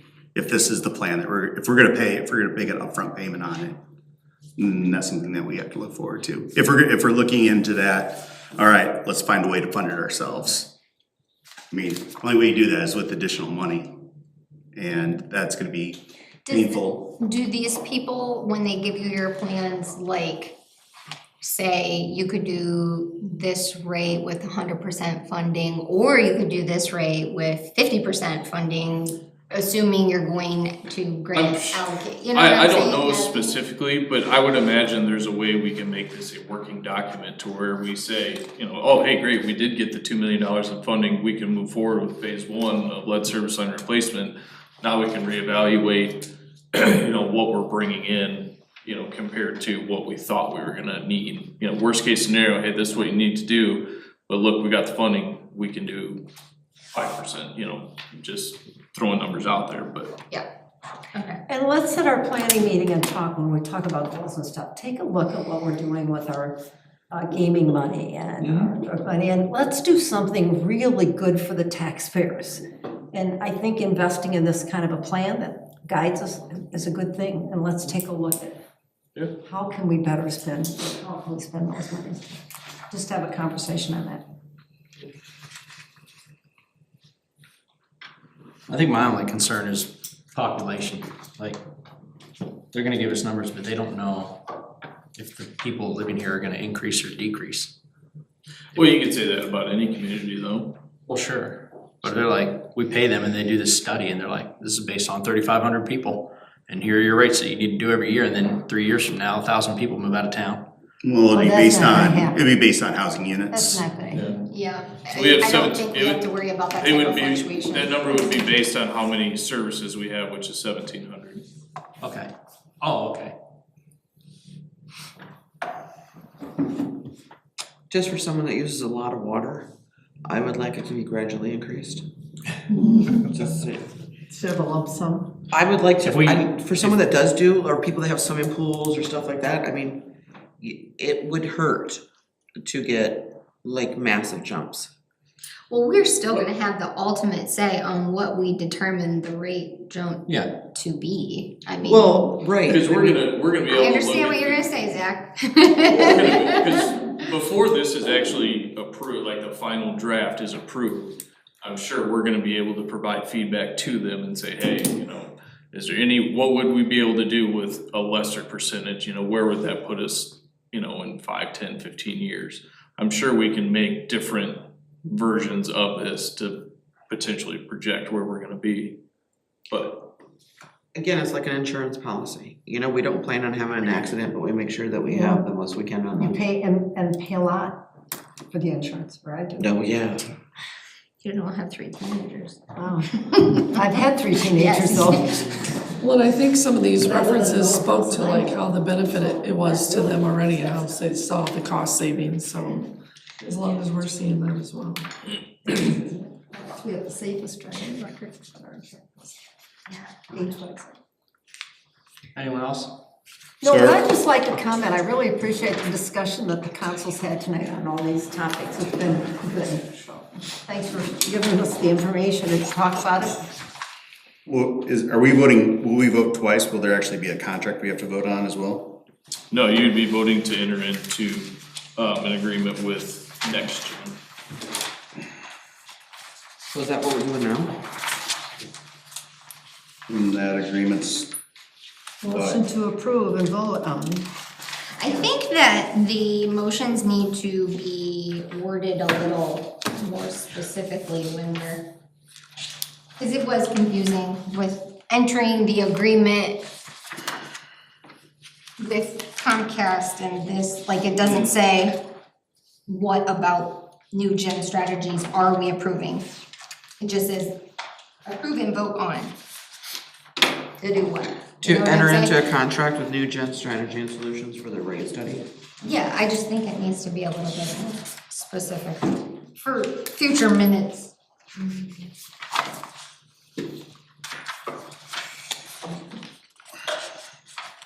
I'm ready to vote.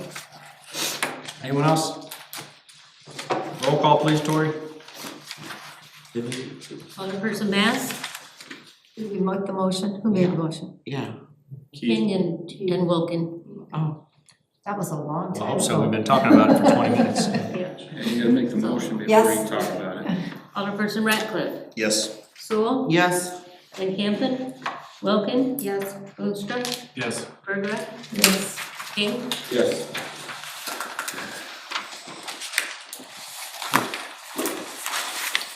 All right, next item is for discussion, it's plowing North 13th Street, it's pages 43 to 46, and Sherry is the resident there, she couldn't be here this evening, but she sent me an email and asked me to read it.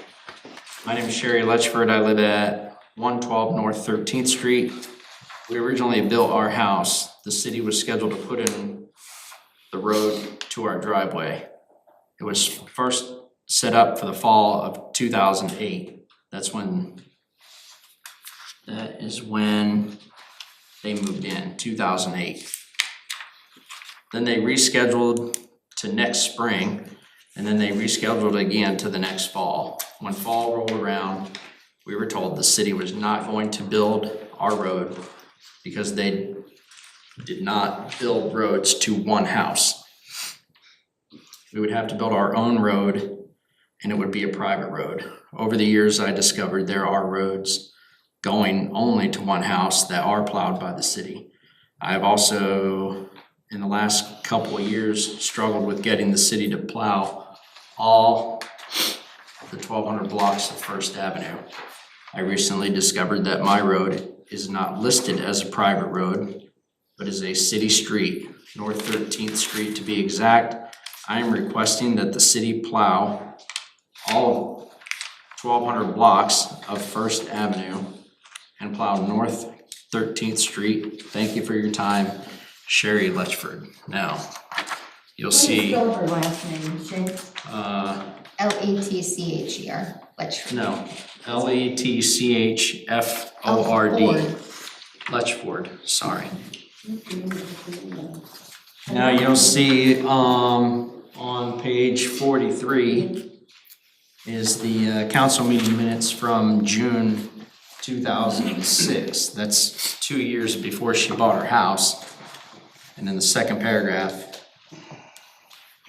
it states like, to allow lot owners to construct a roadway at their expense to provide access to First Avenue north of the lot. The roadway will be located on city property. So you can see those notes there where she's allowed to do it on city property.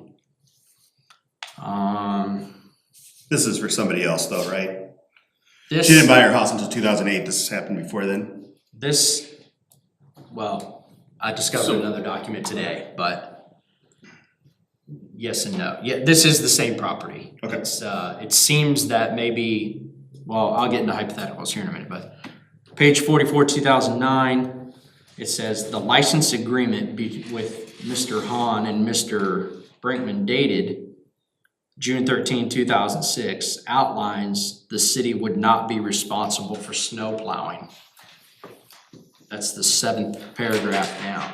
So I asked, looking at the packet, I asked Eric if we could find this agreement dated June 13, 2006, which he found today. And it does state in here, except for approvals required by Public Works Director, the city shall not have any expense or costs associated with the roadway, including, but not by way of limitation, any labor or materials involved in development, construction, or maintenance and snow removal. So this document was found today. This is noted in the packet from 2006. She bought the house in 2008 and was unaware that this document even existed. So she's asking now that, because it's a city street, that the city plow the road. But it's not a city street. It's not city property. It's just on property. city, it's on city Private right of drive. way, but the city did not do anything, and they were told prior to construction that the city would not maintain any liability towards the road. Yeah. So who's been Aren't those little offshoots maintaining, all, who's been maintaining that since 2006? She has. She is. Well, at first it was Brinkman and Hahn Builders were maintaining it, but there was no road there. And then when she built the house in 2008, that was part of the agreement between her and Hahn Builders, was to provide a roadway down to the house. But they wanted the city to pay for it, build the road, do everything.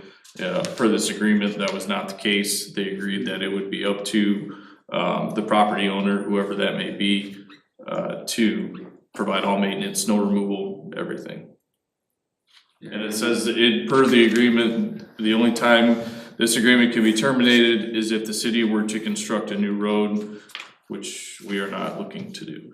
Or like on page 46, like if this all becomes developed, then the city would probably, that farmland that's never gonna be sold, then the city may choose to do those streets and alleys up and through there.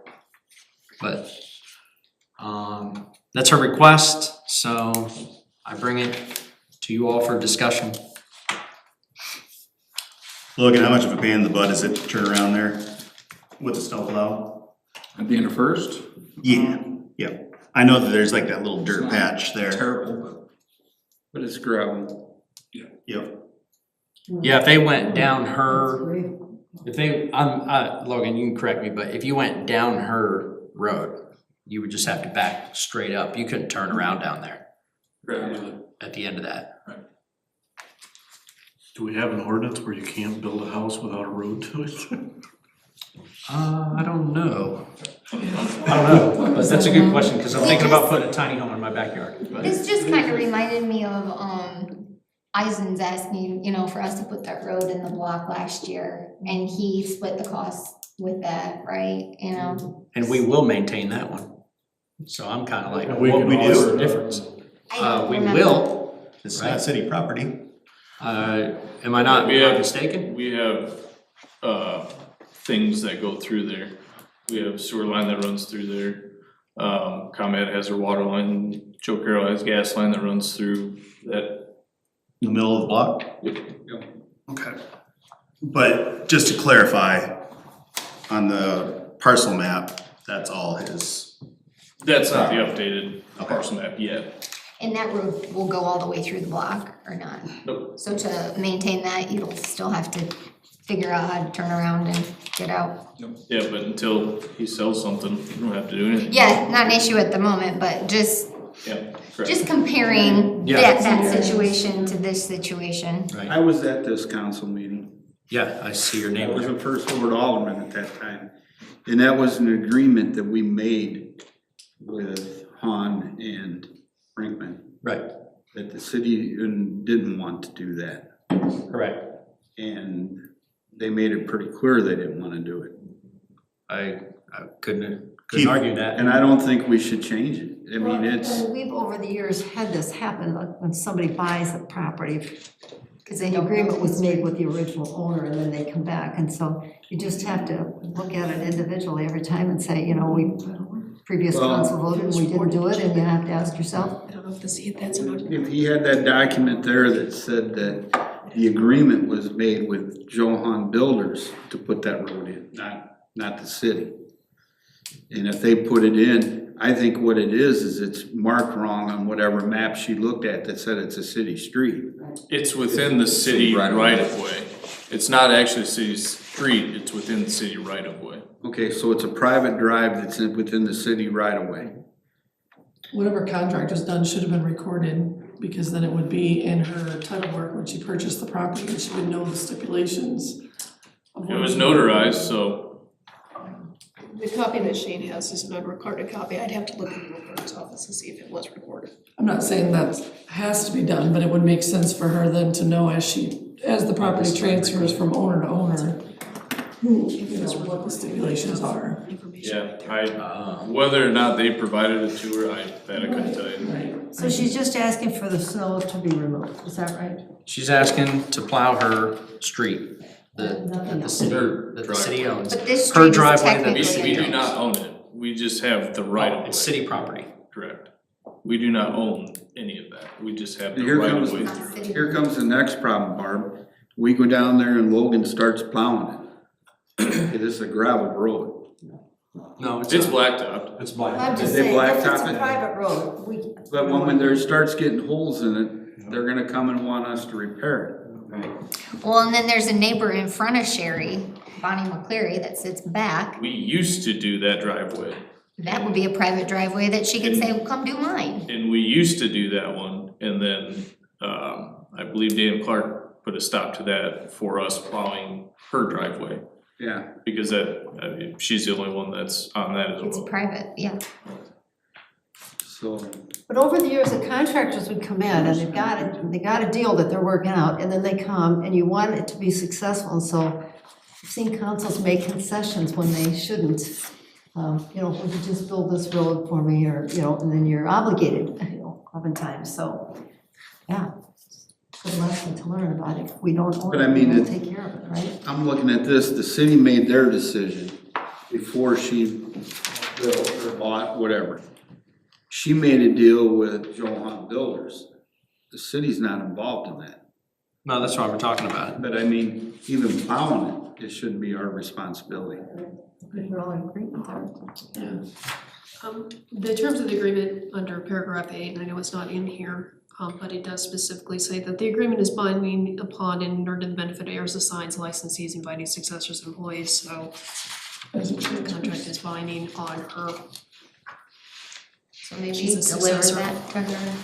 Yeah, Oh, she I did, gave it to her okay. today, but, okay. So I think when we read that, is First Avenue not getting plowed? It is. It is, but Discussion just plowed. I that- thought she said in her note that she said she wanted all of First Avenue. that's her claim. Well, that's but a nice I'm sure it's street. being done. Isn't it? I mean, isn't that your street? Yeah, that's a $1.5 million street. That section didn't get done. Yeah, that part of Oh. section's left out, but it's not in bad condition by any This is means. to the east. tell her that we're not gonna do it. Thank you. She wanted to give, I don't know, can you extend Fowler down to North 13th? Or is that blocked off down there? I think there's like a There's a creek that driveway now. goes, like, Well, that's, It's always been a driveway, that's, Bonnie McCleary's. McCleary's, yeah.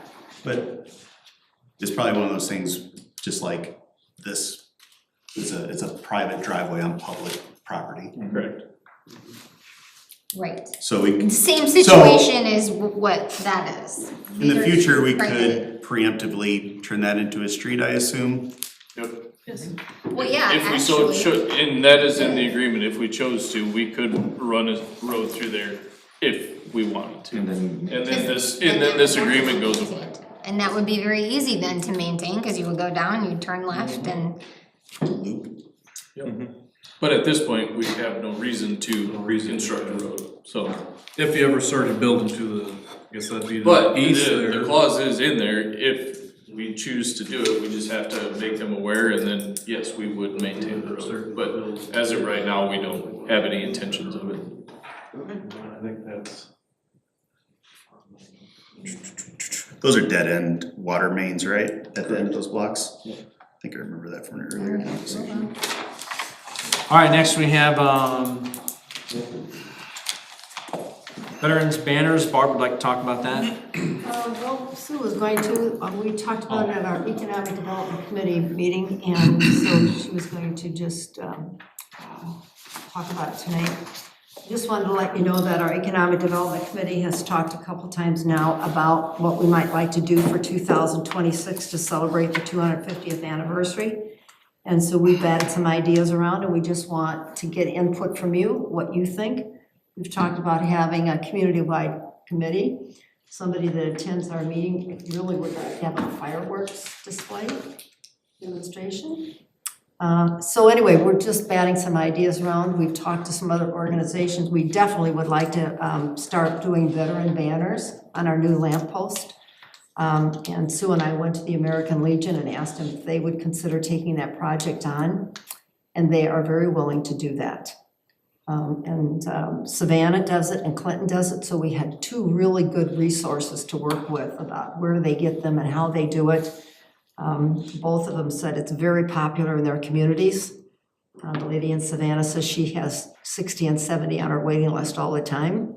And they do 6 months up and then they switch and put another group up. Who's paying for the banners?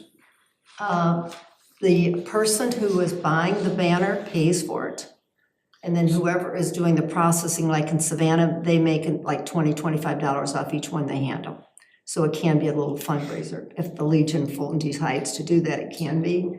That'd be up to them. They may just turn around and sell it. You know, there were, about 4 years ago, there were $250 a banner. Well, they're using Bob Miller, who used to be in business here, but that's who both companies are I know, using. we bought one for my stepfather over in Clinton. Yeah, It was $250 wow. just to get the banner. And they were keeping them up for 2 years. Yep, they do keep theirs up longer than Savannah does, but she said we have such a long waiting list that we want to accommodate everybody, and she said the list continues to grow. And we got 16 polls. Yes, And in we fact, 16 veterans up at a time. there's a new member in the American Legion, and Shane and I were just in the lobby of our building the other night where the Legion meets. And she followed us out there and said, I'm all in on helping this banners. And then she asked how many light posts we had, and we said 16. And she said, can we only do 16 at a time? Can't we put more poles up someplace? no, poles are expensive. Well, I just kind of said, well, not like we have there. But then I went to the township and asked them if they would become involved in what they would like to do, and they definitely want to do activities in the cemetery. So we'll do several things up there. In 76, we had a walk in the cemetery, and we had people dressed up like people who were there, like a John Baker. Somebody talked in the first person. Dr. Harrison was Dr. Griswold, who was a famous Civil War surgeon that is buried there. So that was just, and they were really willing to do that, as well as we'd like to have some other military kinds of things in the cemetery. We had 6 World War II soldiers who were killed. And our historical society several years ago did a program on each one of them. Mike Seneff wrote an article, and Mike Seneff came and did a program on them. And so I called him, and he's willing to come and do a program. For the banners though, Yeah. I don't think, to me, it doesn't sound feasible. One, because we only have 16, and if it is a popular program, how are we gonna accommodate it? 6 months would be quick, and personally, like, when I envisioned as a downtown business owner, our beautiful new light poles, I thought of really cool welcome to Fulton signs downtown, not. And we could the still, sort we of- could still do But that. if you start a program like that, then you're gonna be funneling different people up. And then it's like, how long do we wait before we have our nice, like, welcome to Somebody Fulton paying- banners? I mean, you go back to, that was 4 or 5 years ago. How much are they now? Probably over 300. Okay, and now you pay, someone's gonna come down and say, I'm paying $300 for a banner. When it uploads. And it's gonna be up long for 6 months? What about 14th? Is that- Well, I was No, trying to totally finish different. that. When I went to the township, they said they might be willing to add some other poles, like on 14th Avenue, for example. They were just offering that so that we could do more. They can't, they would have to get state approval, and, cause 14th Avenue is a state highway, so they would have to get approval from the state. What do we do when we put the flags up? Do they just stick those? Those are in the ground? temporary, because they're up for Weekend. a weekend and then they come back down. Well, there's the answer. So, but they were willing to look into that, and so now we have an answer that that's not possible. So I'm just throwing out these ideas, and this, if you want the input and the, any input any of you have for ideas as well. I mean, I like the idea of trying to do something for veterans, just not necessarily in the flag form downtown. Maybe if it could somehow be done in another area of town or down, you know, other veteran memorials in our Next to downtown. the Dennis Place. There's They have that there, But there's I the mean, if they gazebo. put, but if they put like poles there, you can put 2 or 3 flags on the ones, can't you? Well, that would be the Legion that would have to do that. But it's still an option. If I remember right, the Legion Well, owns the that. Legion's willing to take this project on, but we have to approve it if they're gonna use a lamppost. Right. We don't have to do they'll do the processing. Are they gonna put them up But and they take need them to down? put them, we didn't ask them that. Can our We were just LED calling. signs do pictures? We can rotate veterans on those. Yeah, have them digital. I mean, what about utilizing the lot with the gazebo? That always is decorated nice with the flags, like being able to do some sort of veteran memorial down there. I like the idea of the banners, but not, I don't know about the downtown, like what you're saying. But Well, around in certain areas. We could do it for 6 months. We're hoping to still put our Dutch Day ones up if we have enough. Logan's checking those out because they took a real beating last year when they were up.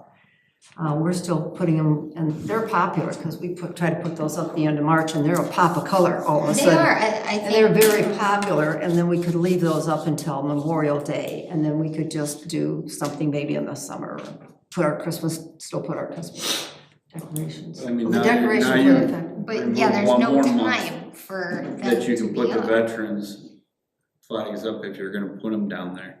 You just now eliminated 1 more month of that. Where was that? If you take them down and put up the Dutch Days one for a month, okay, let's say you put them up for 6 months. Now you've eliminated 1 month from somebody because you're taking them down to put something else up. I just think it's a lot of money to spend for somebody to put up for 6 months. And then keep in mind, we're gonna probably be paying Public Works to put up and take down. Yeah,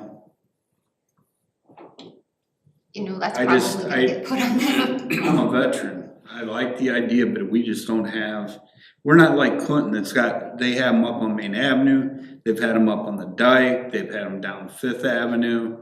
I mean, they've got a lot of places to put them. And they had to put some up, they kept them up for 2-3 years, took them down and then put up the next round. okay? It's, you know, We just don't have the, for what you're Space. paying for, it's not, I don't think it's the bang for the buck that you want. Well, online, you can get those banners for $70. I think Savannah said they were paying him, I think she said 85.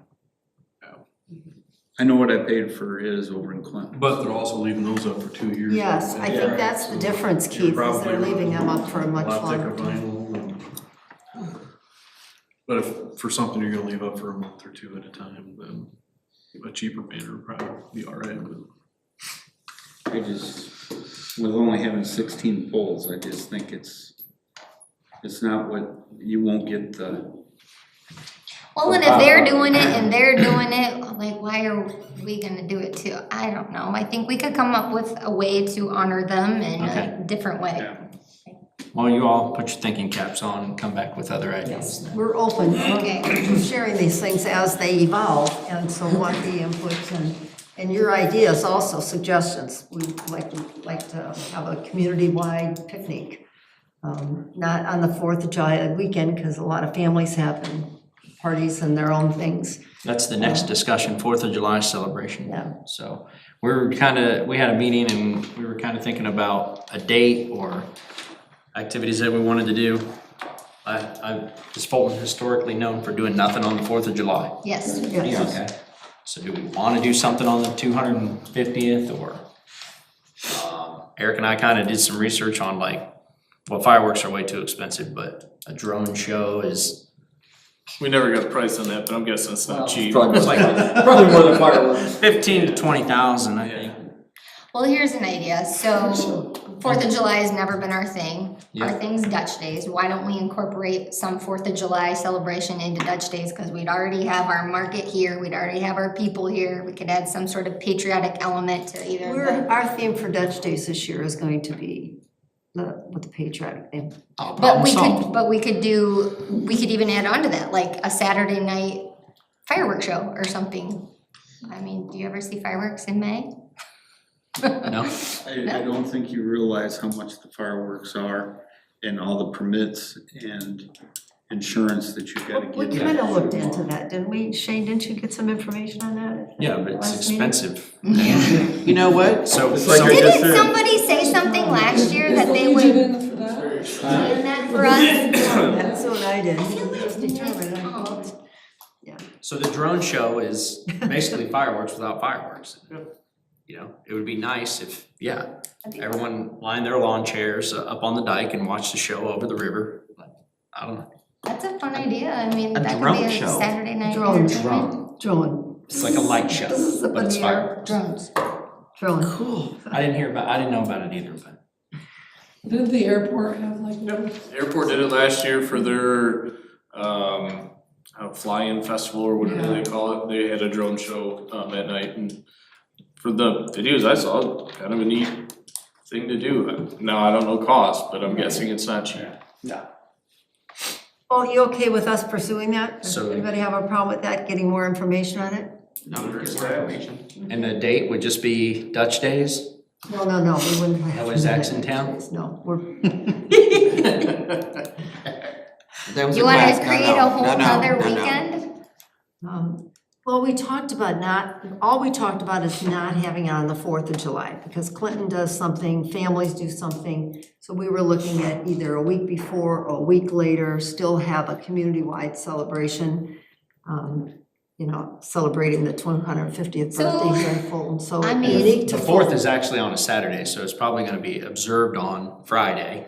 So even Thursday night would be, So here's Another day. another idea for you. You could work with the Fulton Fun Crew and the Totally Tuesday after, so the July Totally Tuesday, you could do something down at the band shell patriotic Theme, celebration. yep. And then you could join forces with that group and funds and resources. That might be, Find a band who'll play some patriotic music. if they're, All right. get a country artist. I'll do some more research. All right, next is, discussion is the mural on Wait. 10th Avenue and 4th Street, page 47. Just, we would like your ideas. If you have another idea, please share that with us. We'd like it to be So we have that empty lot sitting there, and I walked out of KT3 one day and I was like, that wall's pretty bare. So I reached out to an artist and I thought, well, it's Dutch, so can you design like a windmill, you know, painting for this building? And this is the design they came up with, and then Kayla used AI and made a, you know, a picnic area out of it. Little sitting area. So like, building. what's that? Owns the building. Retail Development Group owns the building. I asked them if they liked the mural, and they do. We like the idea. No, they like the mural. Okay. But I sent them yours Barb too, doesn't. Barb. Barb has a mural as well, so I sent both of them to them, and they prefer this one because of the color. How much is it? 10,500. I'm gonna look for funding before, you know, it comes from the city, but I don't agree with the city spending the money, we got enough going on as it is. right. And I still think that that lot needs to be marketed to try to sell. Well, it's been sitting there empty for 10 years and no one's done anything with it. I'm just trying to make it But attractive. who has actively tried to sell it in the last 10 years? I have no idea. No one really. Keith, I agree with you, but I think there's some things we can do to make that a nice little space. So, Or something, so that if a building comes along, a business that we really want, there's not a waste of money there. my point I agree. is that you spend 10,500 to paint a mural on that side of that building. And we actually sell the building and they put a building up, then that's covered that up. So who's wasting the $10,500? That building is always gonna be for sale, with the Fulton Development Group owning it, because that's what they do. is they You know, rent the I'm not lot. talking Rent the about lot. them selling. And then it covering. And The same goes for the building.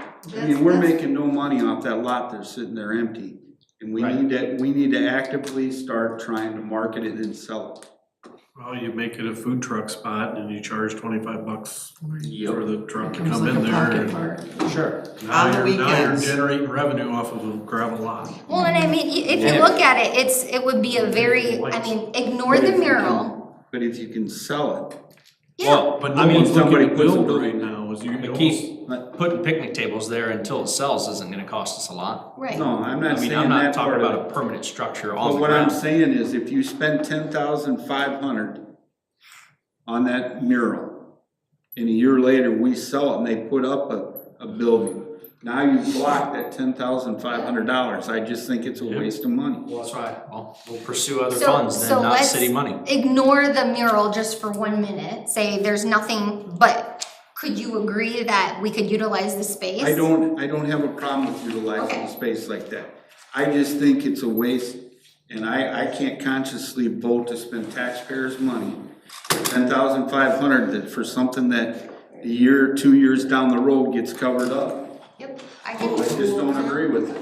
Retail Development Group. So another idea could be We do. The too, building. We that own the artist actually puts it on some sort of large, I was just thinking that too, like a vinyl canvas or something. like yes, that. that could be removed and relocated down the road. How is that gonna hold up though, I mean, we sat here the last few nights and had wind that might have ripped it off the building.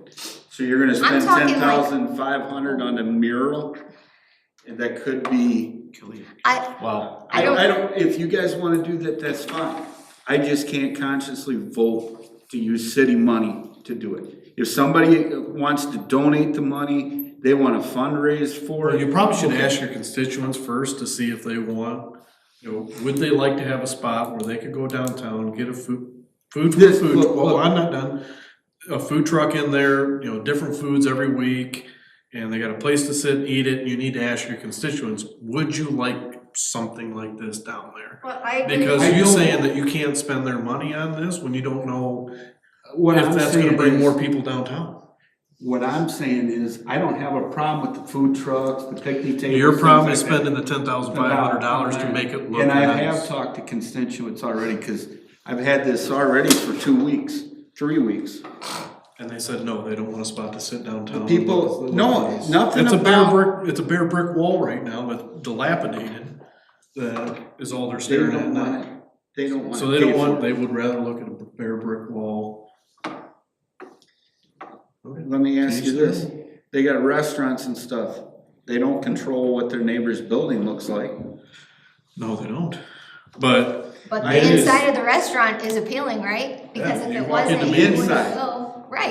But This- they can do that. We're creating an ambiance for our downtown. community members to go to and actually sit outside on a summer night and enjoy the environment. Maybe there could be live music, there's lights, there's something appealing. That part on of the it, wall, you know. that part of it I agree with, except for the painting on the wall. I just think that that's a lot of money, that we've got enough going on downtown right now. Well, we That could we're take paying for. 10,500 out of video gaming or. I don't think Shane's asking for the council to spend any money on this. No, we're He's just- gonna right now. actively try and find the funding without taxpayer And I said, dollars. that's fine. If they find somebody Anyone else else? to pay for it, I don't Yes. have a problem with it. What I'm saying is I don't want the city to pay for it. Copy. Barb? Yeah. Well, I've been involved with murals in Fulton in the last 10 years, believe it, 2015. A former city administrator had gone to a meeting over in the county and he came back with a whole book. I've got it at home and I can bring it and lay it out if anybody wants to look at it. Just about every town, city in Whiteside County has murals in their town, but we do not. So he came back and handed it to me and said, see what you can do with this. Let's get some murals in Fulton. So I began to think about them, and I was going to the Netherlands that year, and I'm walking down the street in the Netherlands, and here was a mural that was painted on a wall. This is just one, but there actually was another building painted on a wall. It's that French art called Trompe l'oeil. And so it's just a flat wall, and then somebody made it look like it's a whole building there. Oh, cool. And so I started meeting with I met with the artist, and he was so excited. He's never painted a mural. He travels around the world, paints murals all over, was excited about coming to America. And he talked to the Dutch government. We've never had a Dutch painting on a mural in America, so they were excited. The Consul General's office in the Netherlands, they come here to Dutch Days just about every year. They were willing to put some money into it, but I could not get the owner to fix the wall. The wall has to be made like, you know, a clean canvas to have this painted on. And the owner would not do it. Now the Retail Development Group is there, and I think they would be more receptive, but they're not in the business either of fixing things. They fix the building so they can sell it. That's their mission.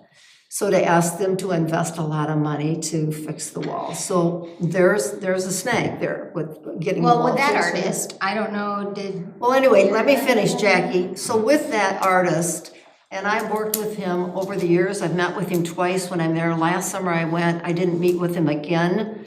But I began to think about Eve Van Kampen. I don't know how many of you are familiar with her, but she was just featured in the Clinton Herald in November. She is a muralist. She lives in Fulton. She doesn't live in the city limits, but she has a Fulton address. Her parents are Pat and Colleen Bly Van Kampen. And she's a great artist. And here's the headlines of Clinton Herald November. Murals put Elvira on the map. And then there's a whole page of her work. And yeah, so if we were gonna do something, I would like to think we would do something with a Fulton artist. She can do this. She can do any other kind of mural that we want. You have a spot in mind? You have a spot in mind? Yeah, that wall. Oh. That wall, certainly, because like with the Dutch artist, I still would love to have been able to capture that. Because the first thing he asked me, could I make arrangements for seating and bleachers so people could watch him paint? And tourism was all about Destination City, getting people in Fulton to sleep here, eat here. And so I loved it when he said that. I want people to participate He lets people, anybody who, other artists in the community involved in that, give them a section that they could paint. So it really becomes a community event and a destination place, and that's what murals, and they need to tell a story. And No offense, can we just, I'm starting to get cranky. My blood sugar's dropping and I gotta get some stuff done. Can we just keep moving? We can just do this and pick it up the next time. All right. I would just like to say with the mural thing, I think if it's something we wanna move forward with, it needs to be like option 1, 2, 3, and we let the community decide. I don't think it Well, should it's be not one. like that because the community doesn't own the building. No, I'm saying like, if the council decided to move forward, we could come up with 1, 2, or 3 renderings, and it's not one person, she wants that, I want that, you want that. You know what I'm saying, is like, we could have ownership, like we did that with the park, naming the park, we had But the- options and we let them name the park. If the owner of the building doesn't like it, then they're not gonna let you put it on the building. But if they had 3 options that they were happy with, or Well, they not? had Or 2. you're just saying let them just choose and then that's. I gave them the 2 options that I had, and they liked this one. Alright, The other thing that I would add is if you did decide to expend public funds on this, you're going to want an easement, a recorded easement on that building to make sure that any subsequent purchaser of the building cannot remove their own. I mean, I could have just done this, but, I want. Okay, thank you. Okay, all right, so let's just keep it going, okay? Next is business registration fee on page 48. We discussed this last time as it's a $25? annual fee, $25. I think the recommendation was to have it as a one-time fee. I agree. yep. I've said this multiple times, I'd like it put on an agenda and made to a motion so that we can vote to get rid of the annual fee. So if everyone's comfortable with it, we'll draft the amended ordinance to change that. So they pay it the first time and then it's nil after that, then they just do any updates. That's what we like. Or are they also paying a fee subsequently if they have to update their information? Thank you. Yearly updating, right? That's- So what I would like to see from a technology standpoint is something within our city website where an owner can just click on it, update it once a year. It sends them a reminder to whoever's the owner on record. They update it. We get a notice, yes, your record's been updated. If it changes, you get sent an invoice for the $25 or whatever. And I don't know whatever else is already on that application if there's, an owner occupied or tenant occupied, but I don't think that's really. That's the exact, I agree with that, but that doesn't get it to the police department, to the sheriff's office. It helps on the city side, but it doesn't get it to us or the sheriff's office. Is that not something that, just thinking what Yeah, I want we can- technology to do for us, can that not just be printed to you guys to have? Cause isn't it just in a binder right now? No, it's It's all computerized through the entered by sheriff's Renee office. into the PD So side, the and intent that's, was for it to be shared, yeah. So if Renee gets the information, she could input it. that's how it's been done in the past, so now, the theory is, assuming businesses don't change hands, there would essentially be no update. You just send back, stays the same, or however you wanna send it in, but it leaves the responsibility on the property owner or the business owner to send it in every year, just saying, hey, we have no updates, or hey, this person retired and we want this person added to that list. We can't automate that though, is my point. That question is beyond my IT experience. I have a question.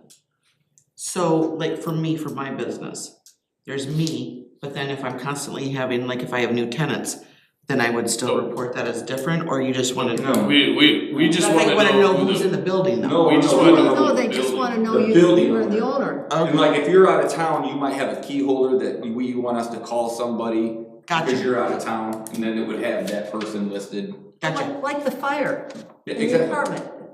Did we We not contacted own the- that? Yeah, we contacted the building owner.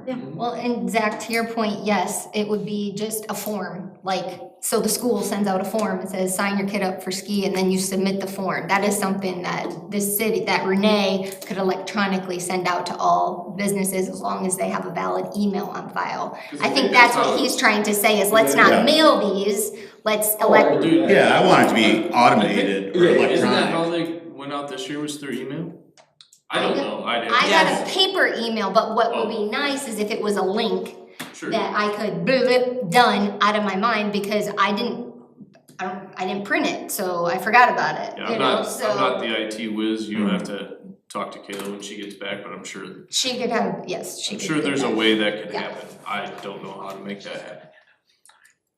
She could. So they're only gonna renew when there's a change? Yeah. Okay, Well, they'll still send it in every year, okay. just to make sure everything is still the same as You only have previous. to pay a new fee if it's something like a change in ownership. They just, Right. yeah, if new business Changing owner. ownership. New Yep. business. Yeah, not just, Business in the building. Business. Right. yeah, we're thinking not like a change of a key holder, like say for some reason you need to add somebody as a different Like an key holder. update. Right, an update, that wouldn't be a big An deal. but- update would not But be if a you were to charge. sell the business, then obviously the new business owner would have to pay a new $25 fee, Yes. right? That's my understanding. Yes, yes. I think there was a little confusion on And just to clarify, just like when you have a driver's license renewal through the state, they literally send you an email. You know, is everything the same as last Yep, no time? changes. You click that button, it's submitted, the Yep. state's got it, you know, you have it as the police chief, you know, for emergencies. That's where I was trying to get at, just make it as easy as possible for the owner and, you know, for the city.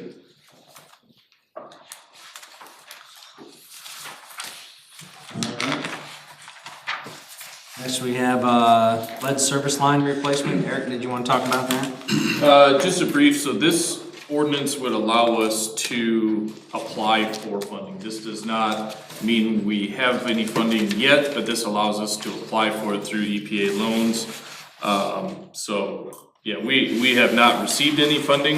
Obviously, we're hoping we do, but we haven't received anything. But in order to actually attempt to borrow funds from the EPA, we have to have an ordinance signed that says the council is aware we are attempting to borrow funds from the EPA.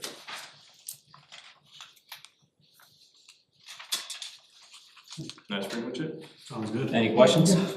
I have a question, why are we only limited ourselves, or is this just a draft, just with numbers stuck in there, why is it only 2,500,000 when we talk about nine? So that's the max we can get that's free, and we won't have to pay it back. So we have this broke out into 4 phases, each at $2.5 million a shot. So that way we can attempt, hopefully, fingers crossed, get 100% financing and we don't have to pay anything back. This allows you to go after that. This allows us to apply. Okay. Correct. Yep. Put that on then for the next. We're gonna vote on this ordinance next meeting then? If everybody is good with it, yeah. Okay. Next items in the packet are just information only. Anderson Nature Center, the review of 2025, we got a Public Works report, Finance Committee report, Historical Society report. I just had a quick question on the Nature Center. You made a comment, we need more adult volunteers and a summer intern to help with activities, planning, events. The summer intern, can they hire like we do part-time, like for Public Works? Typically he gets a volunteer, Okay. is how it's worked in the past. But city. They're just harder to I find. mean, if he needs youth help in the summer, Yeah. is that something that, Youth help seems to have not. He just has to let us know what his plans are, and, cause we hire typically for,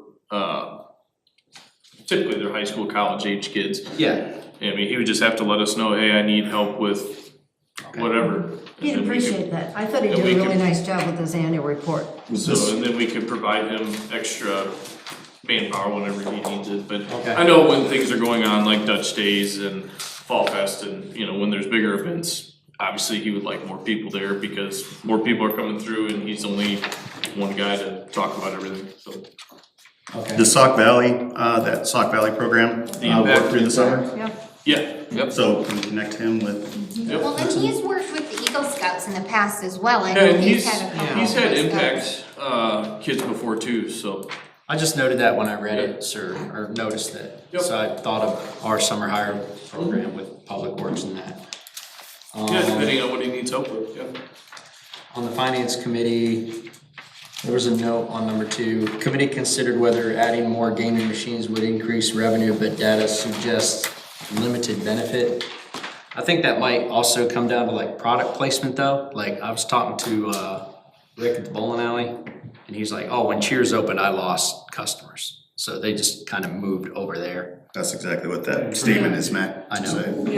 but if you had like, I know they don't have the liquor license, but Location. the Steamer Stop, applied for gaming. Like, I wouldn't see them like stealing customers for anyone. That's just my opinion. I feel like someone would be charging their car for 20 minutes and go throw in $20, but. So I know when they're close proximity like that, like Cheers and bowling alley, perhaps, but a different spot in town, maybe not. That's just my thoughts. I think it's way too late in the night to get into this conversation. Yeah. I would like to make one note just for the council and put it on Say that record. just made Can we it. just can't we put the minutes to the next meeting? I had some questions on this too. So, Finance committee meeting. just as a note, our standards and poor underlining rating or the SPUR rating, the city recently got an upgrade from our previous rating in 2020 from a BB plus to an A minus, and this agency rating theoretically should allow us to get slightly better rates in the future. And I just wanted that noted for the record. Thank you. That's cool. All right, if there's nothing else, may I have a motion to adjourn?